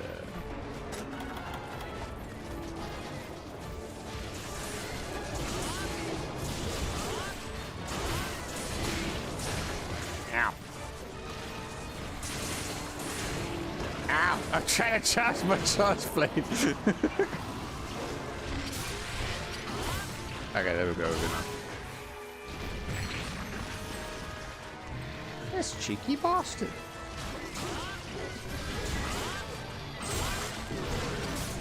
Nice.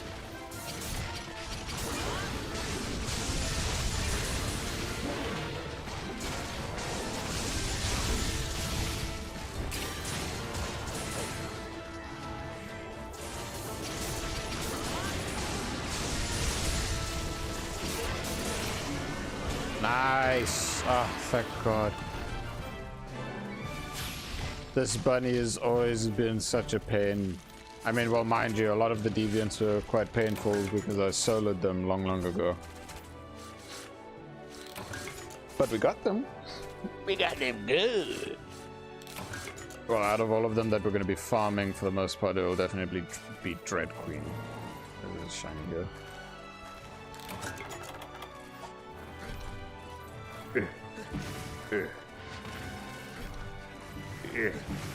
Battles.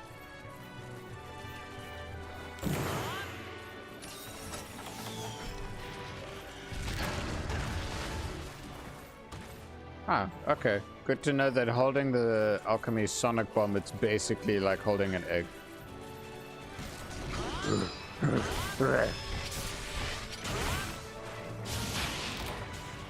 Nice. Like alchemy squad, constant healing from everyone. Great. It's awesome. And my fancy pants. So fancy. Alright, I do not expect there to be a charge blade from this boy, so we are going to just double check anyway. The next target is Snow Baron. In terms of Dread Queen, we did beat her up that one time, so we'll be doing the level 2? Yeah, we'll be doing the level 2 version of her, but first we have to do Stunfist. Wait, do we have Drill Tusk? Or is it Drill Tusk later? I can't remember. The A team. A stands for alchemy. Yes. Alchemical power. Yeah, nah. It don't have no charge blade.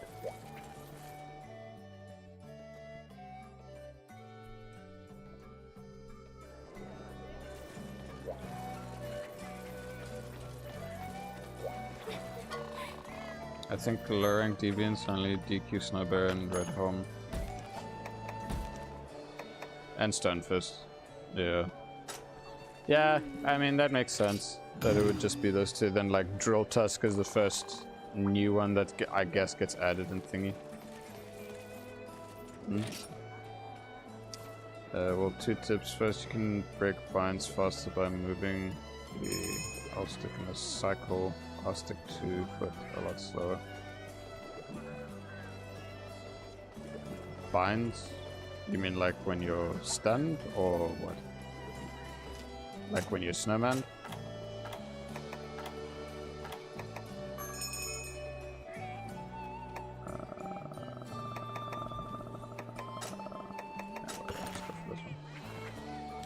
Because the thing is that, like, in terms of breaking out of the binds and stuff, it's very easy. But second, if I have Dung Bomb and Biology on, I maybe Troll. Yeah, if you'll Troll, I'll kick you off. Simple as that.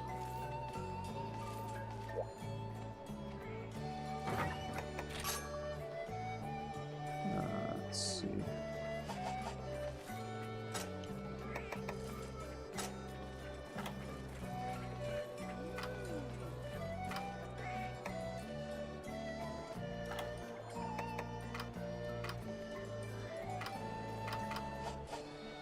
Okay. Well, it's not that different from like how you check the player status in World. It's not like I'm that much of a novice when it comes to it. It's just I don't really care too much. Ready? Everyone ready? Let's go.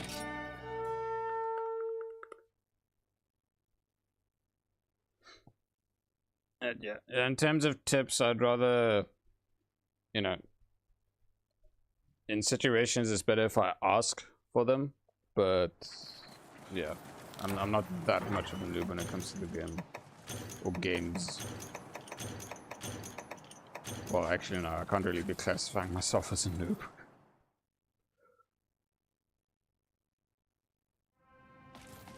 I'm like, yeah, wait, no. Alright, I can't pause this, but essentially, because I don't know if you've seen them before or not. Where is my original save screenshot? That shows, like, I made the screenshot of my save before I deleted it.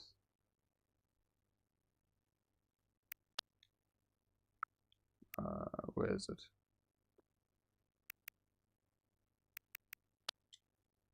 Well, I can't remember, but essentially, like, I have more than enough hours in the game. It's just other stuff in terms of things.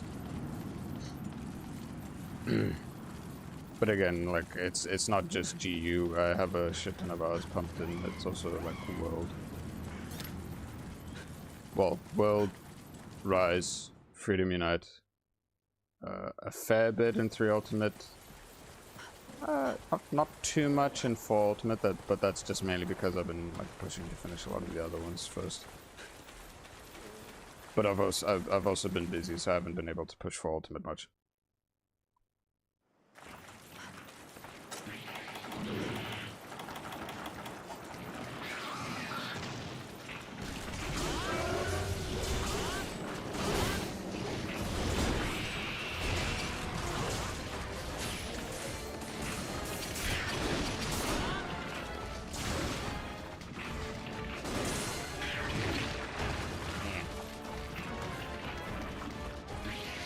I also still find it weird that basically the frigging Stonefist Hermitor, it doesn't even do the issue or the crab, like the, oh shit.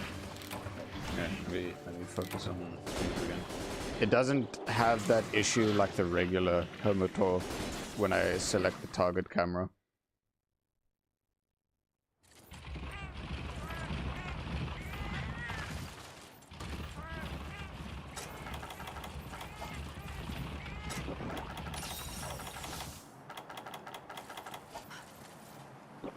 This.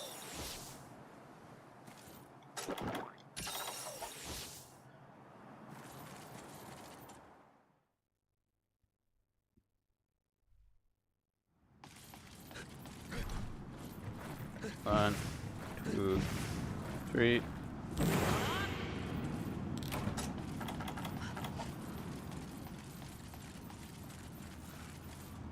Just chart now so that it builds up the alchemy meter faster anyway.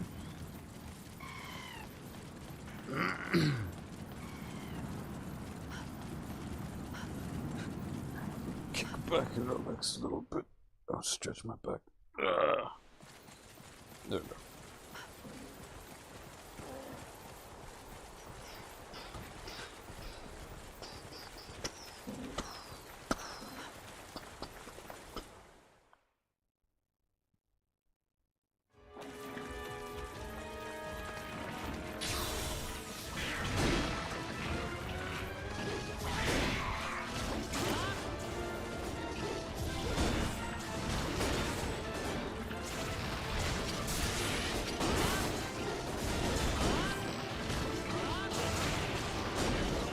Nice.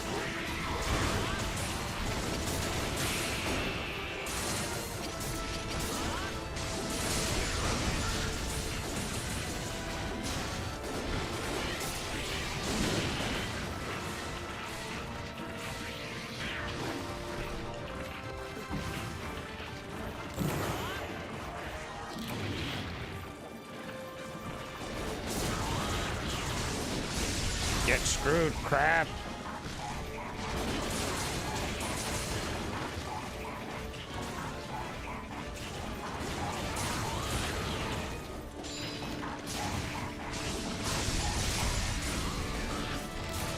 What the? When I was looking at my screenshots and stuff, was I like away for that long? Wait, I think I may know why.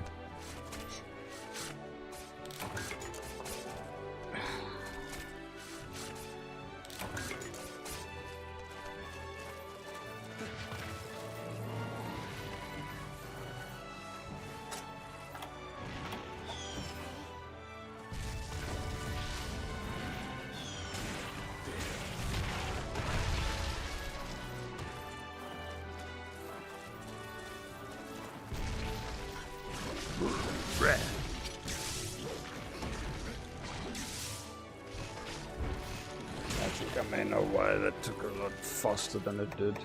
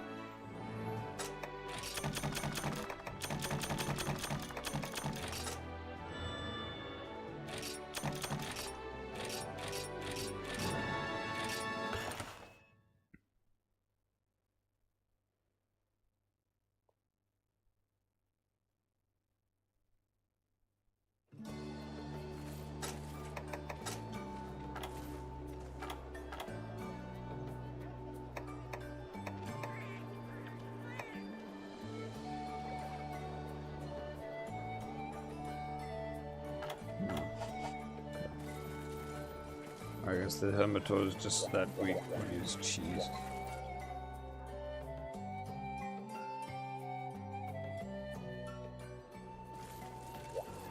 Alrighty, obviously I know that there shouldn't be... Yeah, there isn't. Alrighty, now we're just gonna farm the Ratharosh. I mean Rathian, sorry, Dread Queen.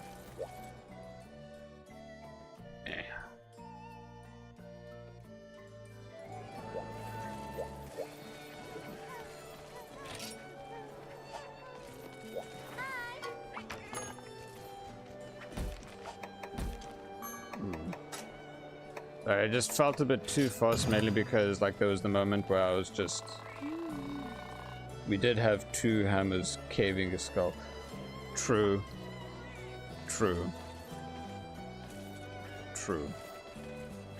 I was mainly just checking and whatnot because like it felt a bit too fast, and not only that, it's also because I didn't have like there was the point at the start where I whatchamacallit?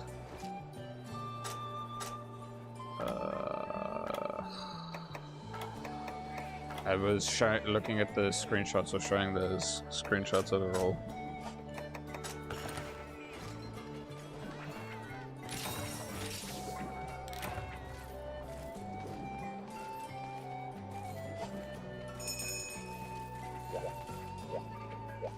Oh, it's a wait. Okay, so quest number 2 is a capture. Okay. I was wondering, it's like, why is it gray? I was like, okay. I mean, yeah, no fair. Because, especially with the last stream, I got the mix set and the others also using some pretty good stuff.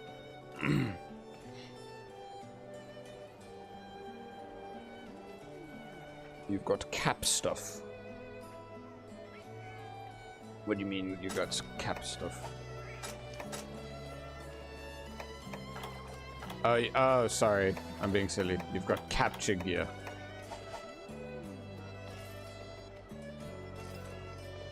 Do I have cap stuff right now? Did I grab my... Yeah, I did. Alright, well. If I fuck up my traps and if you fuck up your traps, we'll see how the chaos goes.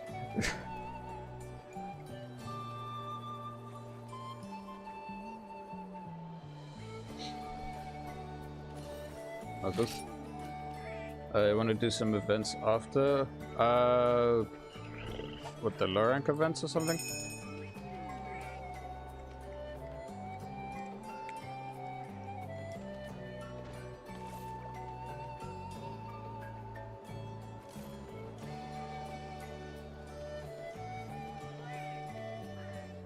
Well, let's dive into the quest and whatnot. The main focus at the moment is just the deviant hunts. If we both fuck up on the traps, then it's a collective skill issue. Indeed, my boy, indeed. There has been occasions where I have had that experience before.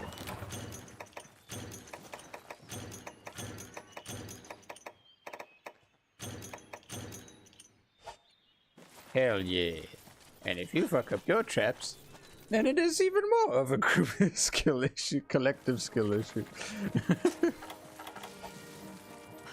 There, where would she be on this map? I don't know.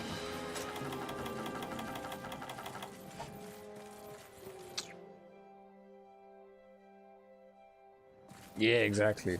So I didn't, however, remember antidotes. You are not alone. I should have probably brought some. But it's fine. If we fuck up this quest, it means we'll just go back into it. Fine and normal.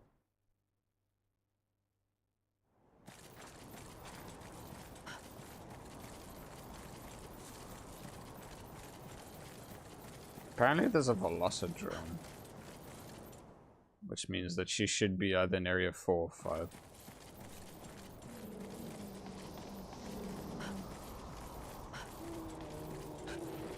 Yeah, I think she's in area 5 because the herbivores are going a bit crazy. Crazy!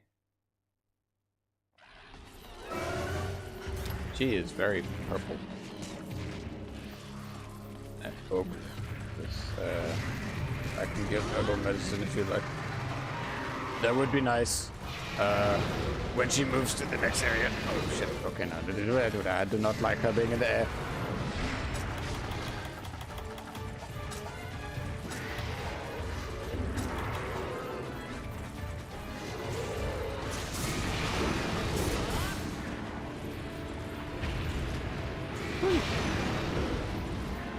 Hey, she is really spamming.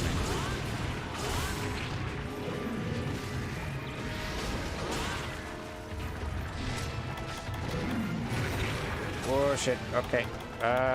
Wait, I didn't. Okay, I thought I had life powder in this set. I didn't. Don't stress, she basically like screwed you over there at that point. Yeah, no, like she like full on like whacked you double tail, freaking stun, poison, fire attack.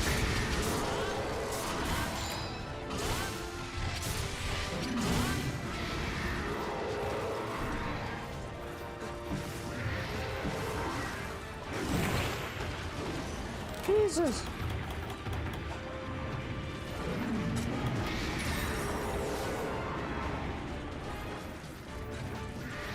Oh shit. Leo, you're oh god.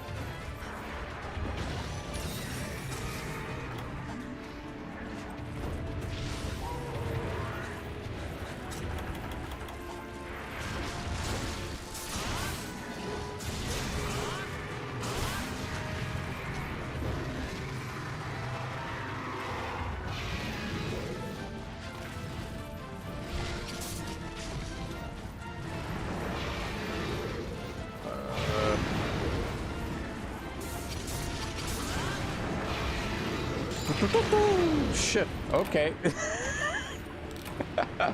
Oh god. Gotta love Dread Queen.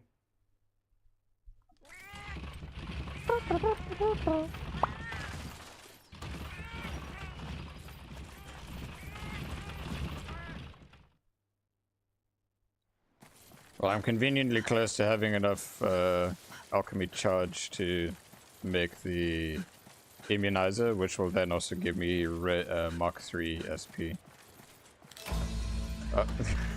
No worries. All good. I will make sure to grab a stack of herbal medicine and life powder.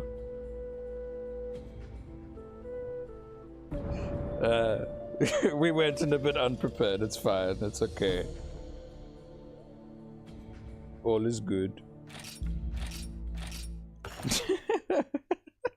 Yeah, basically.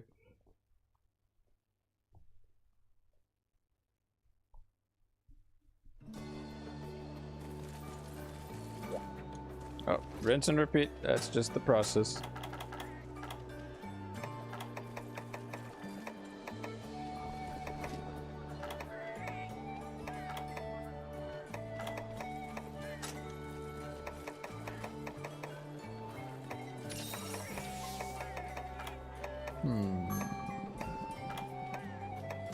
Yeah, sure. Let's try about that.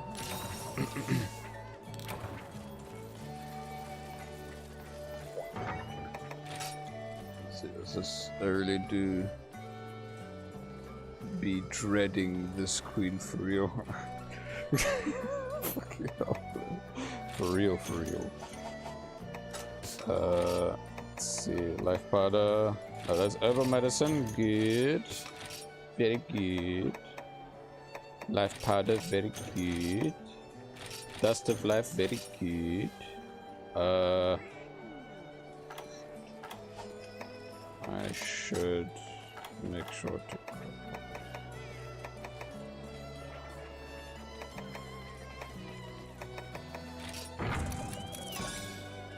That's nutrients.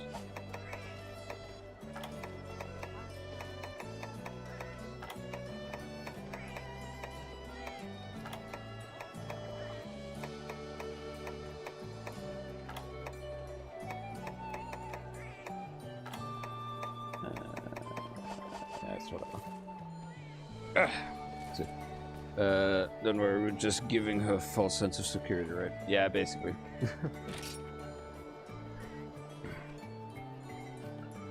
So what we accomplished? A crippled Velociraptor and a Dread Queen with inflated ego. Yes, we did. Right, I'm supposed to post the quest. Dread Queen, level 2, capture. I'm wondering, like, in terms of low rank, what level we are able to push Dread Queen up at, in terms of how far I can get the chargeblade upgraded. Alright, I got herbal medicine, life powder, and dust of life. That should hopefully help out a fair bit with things. Plus, as long as I'm alive, having the SP Mark III applied for everyone. Overall, sounds good to me.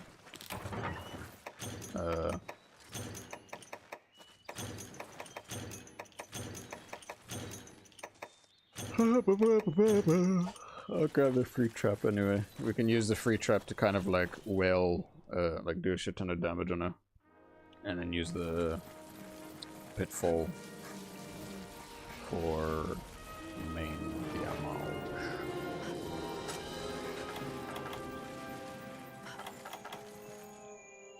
Yeah, like, yeah, I'll put the easy shock trap right at the start to just help out with setting up and slapping. Sound good? I think that sounds good.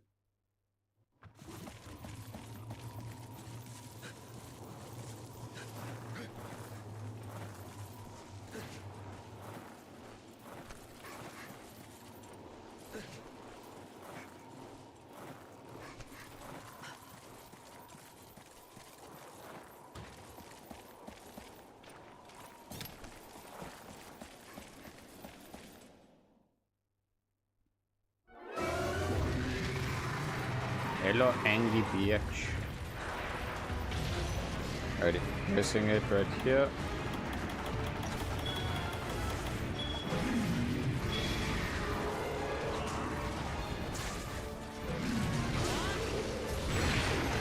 Ow.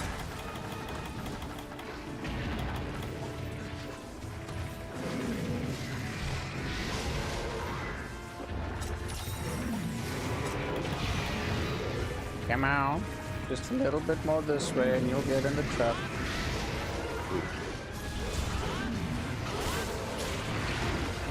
You have saved me from getting that poison. Thank you. Yes, yes, yes! Get it, get it, get it, get it, get it! Go ham, go crazy! Do Superman dive!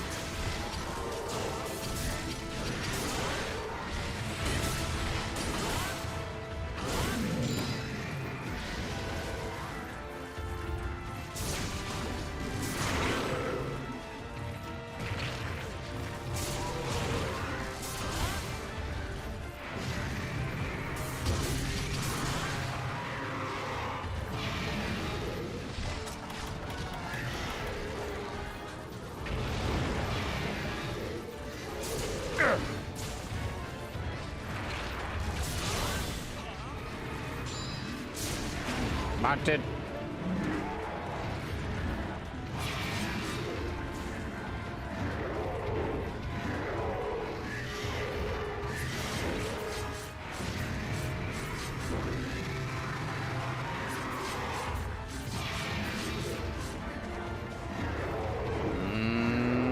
It's cutting very close now. I wouldn't be able to get it. That was too much.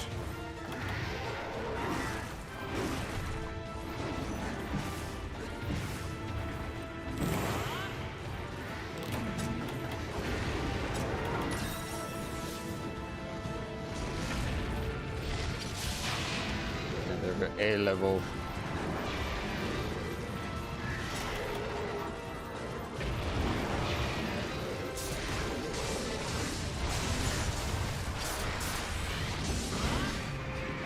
Missed it.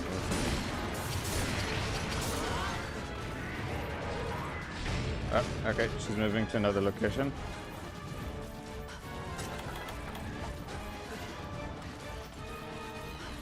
That was a much better start than earlier, that's for sure.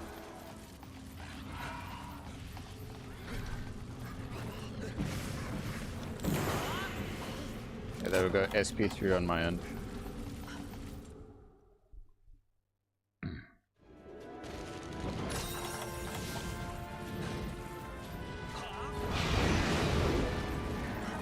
That missed? Okay.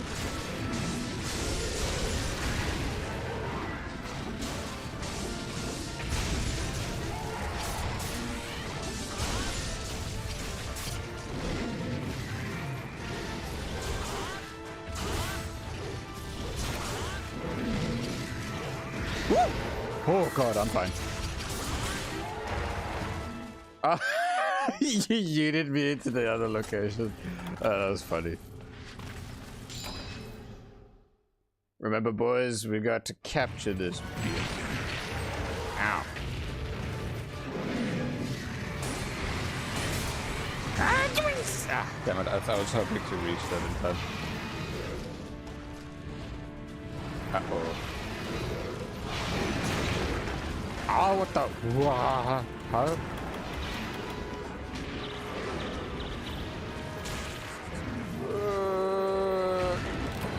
Ah, shit, no, I was too slow on that. Damn it.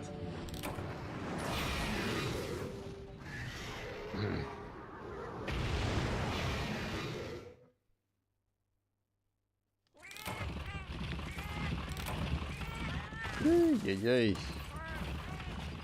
Gotta love Drag Queen. Am I right, guys?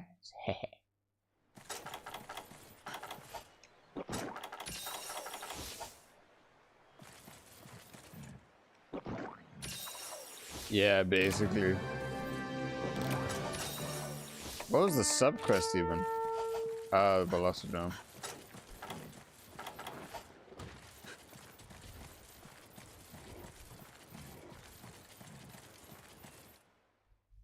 Gotta be careful because we're gonna try and capture. The one thing that's always finicky about these multiplayer when it comes to these is capture. Especially when it's a very aggressive monster because we don't know when they want to limp away.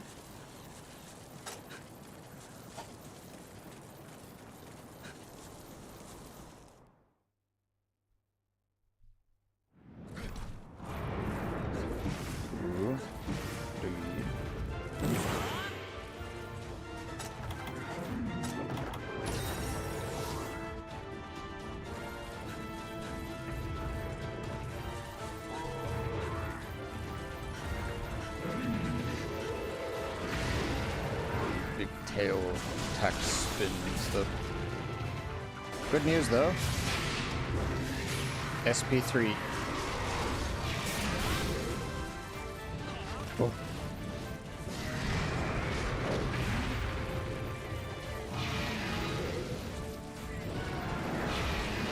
Careful. The way she like chains that together as well, dude.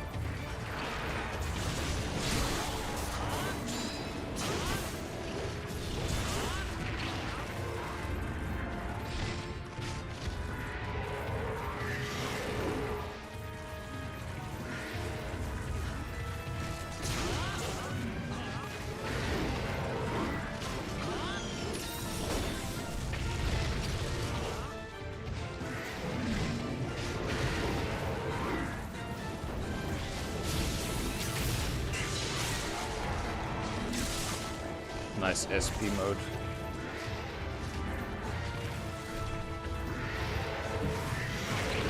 Shit.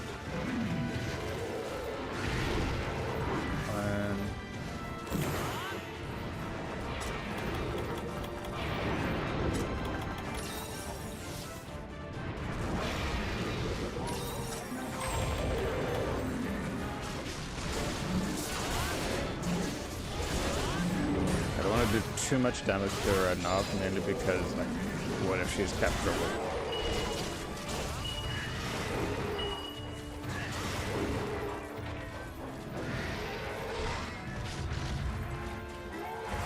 Wait a bit, wait a bit.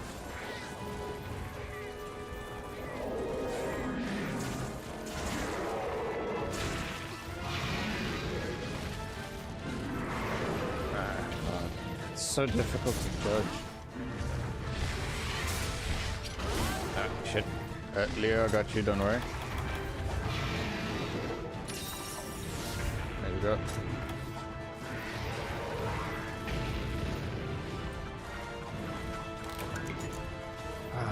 Is she capturable? She isn't limping. She didn't limp.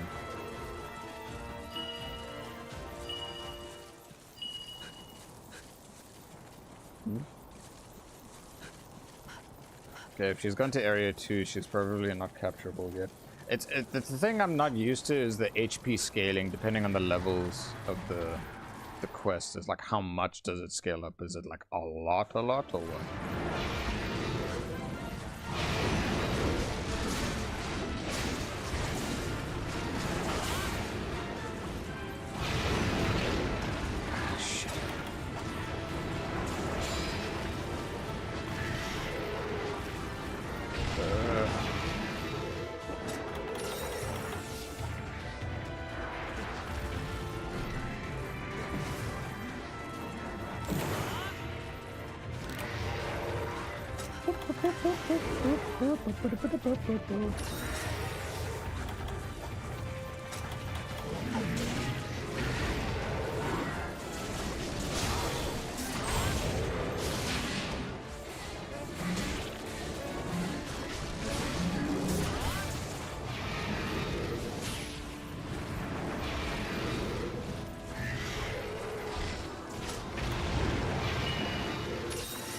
Catch, boys.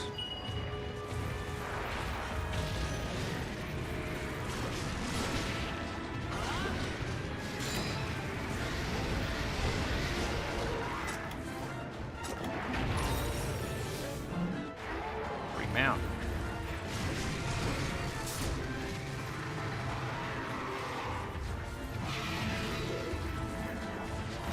I do not want to stay close to her when she's flailing about, because she might poison me. Like she did to Waffle. Nice.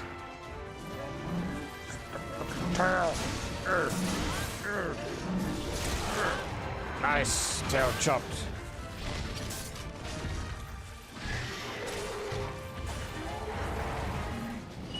Cheeky a bit.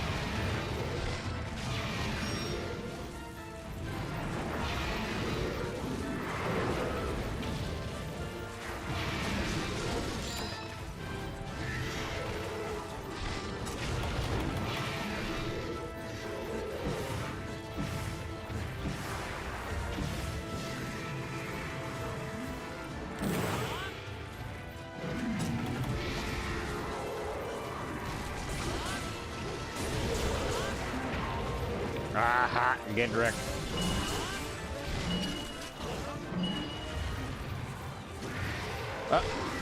Wait, I thought she was about to limp though.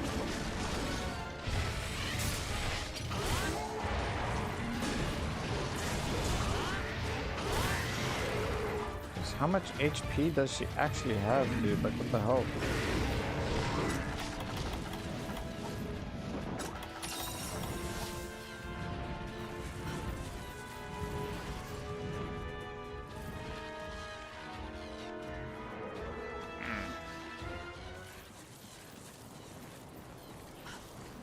carved. I did. I mean, like, I preemptively carved because, like, I wanted to at least keep the material even if we failed.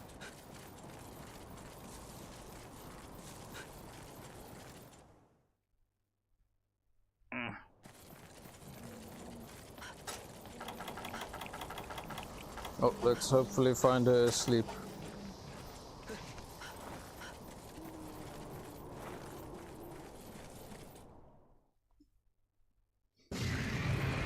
Nope, never mind. She is definitely not asleep. Just gonna do this so everyone gets the buff. Oh, here, didn't get the buff. Shit. Ah.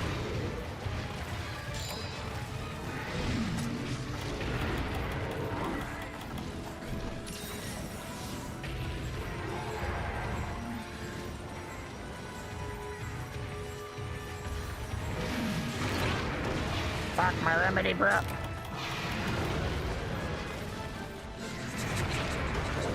Shit. I am gonna die. I'm gonna die. No. No,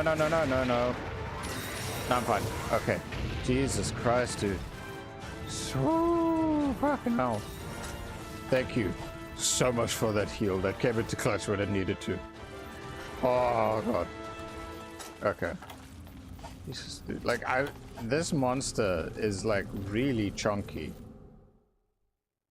Like, level 2. What the hell is this scaling of chunk?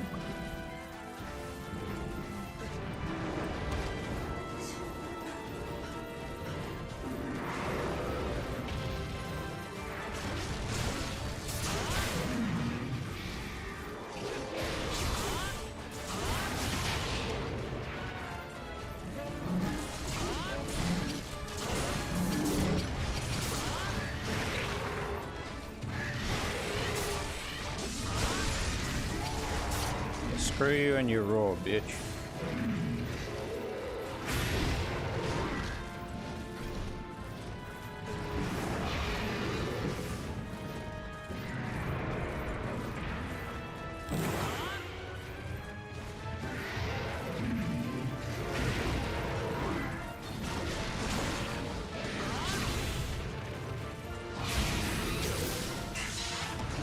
Damn it.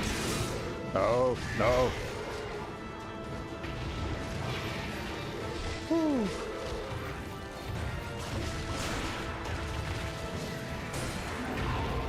Nice. Good job on the bunk.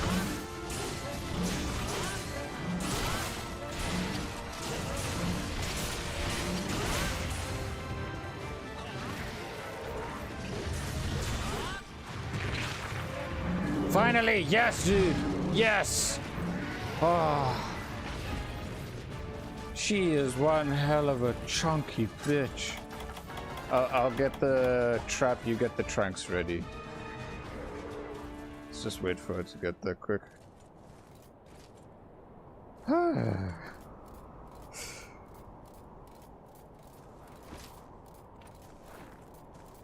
You can get a pretty good view of my rainbow pants. Okay, let's go.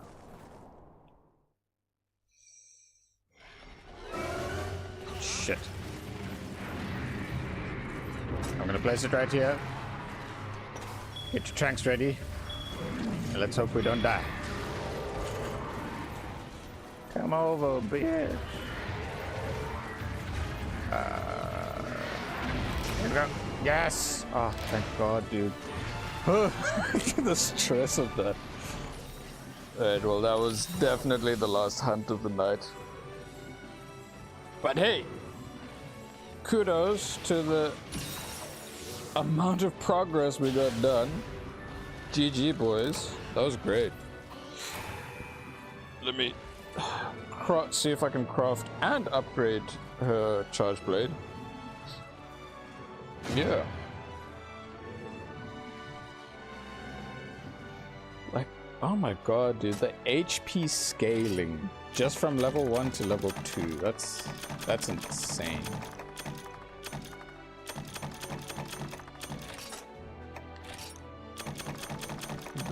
Okay. Tremor res. That's good. Aerial hammer sucked, but 2 months. I mean, the 2 months came into clutch massively on us, like just overall, but like, I'm just the scaling, dude. The scaling of the HP just from level 2 for the deviant is like, damn.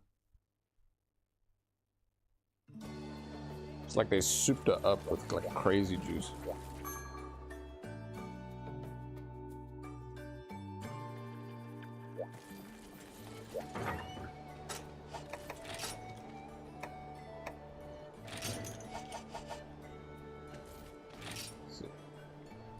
Dread Queen level 2 got 5 to 6k HP. Damn. And what's Dread Queen level 1 got? Level 1 is 5k. Huh. Wait a minute. I'm trying to... Well, I don't fully remember how long the previous one took when we did it. Look, I soloed level 2 with my Adept Greatsword.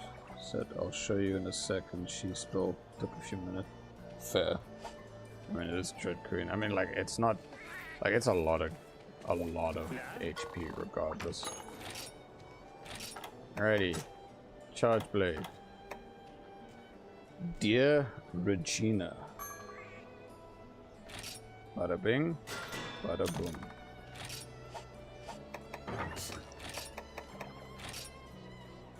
Cool, I'm glad I can upgrade it already. Bada bing. Bada boom.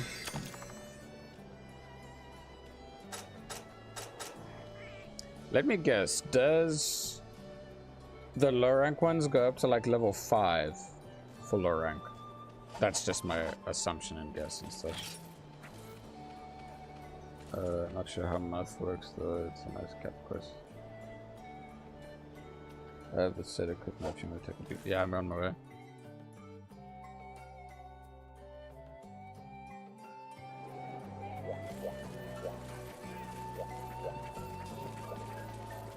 Where are you? Buddha, where are you? Where did you go, my Buddha? Where do you go? You know the way.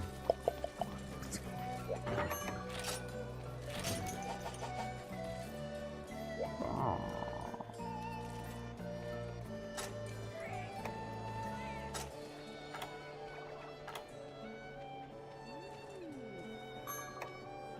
Very nice. Very nice. Yes. Very nice. Very fancy. I remember you also took 20k-ish HP, so if you can beat it with LR, you have 4 times within 50. Yeah. Yeah.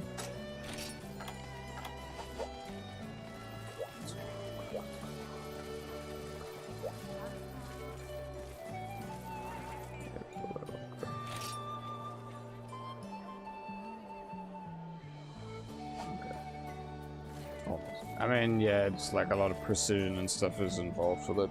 Anyway, it is time to close off this stream. Let me stand in the center so we can start dancing around. Defense multiplier. Yeah, that is indeed a thing, depending on your rank and whatnot, especially if it's G rank. It increases like a huge amount. Village is like flat. Ready. Check before you go.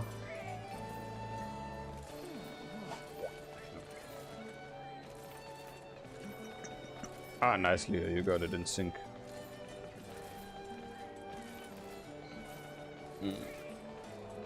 Overall, yeah. Freaking progress today, amazing. Got to fight a lot of the boys that I actually really enjoy fighting. I really like the design of Shigaru Magala's Chargeblade. It is just a really nice design. So we're definitely going to be needing to make that second thing. EX with 0.70 defense. Like level 1, 90. I mean, yeah, the low rank hub is 90. That I do know. 0.9. And then village is just 1.0. It's just flat. Yeah, almost like okay. But yeah, so your boy got a lot of the charge blades he wanted to get made and upgraded done. Wait a minute. Did I even make the Brachydios charge blade? Hold up. Did I upgrade it? Sorry. I need to double check. I was like, wait, did I? I'm pretty sure I did. Hold up.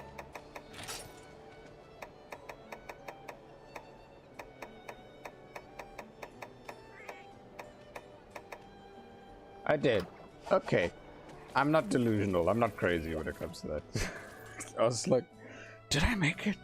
I had the parts. Did I? Fucking hell.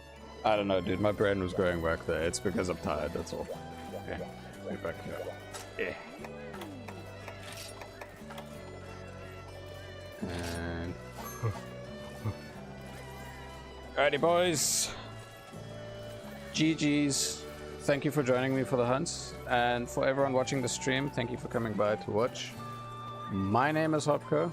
If you like what you saw, please leave a like. If you want to see more, please subscribe. And yeah, all is good. All was fun.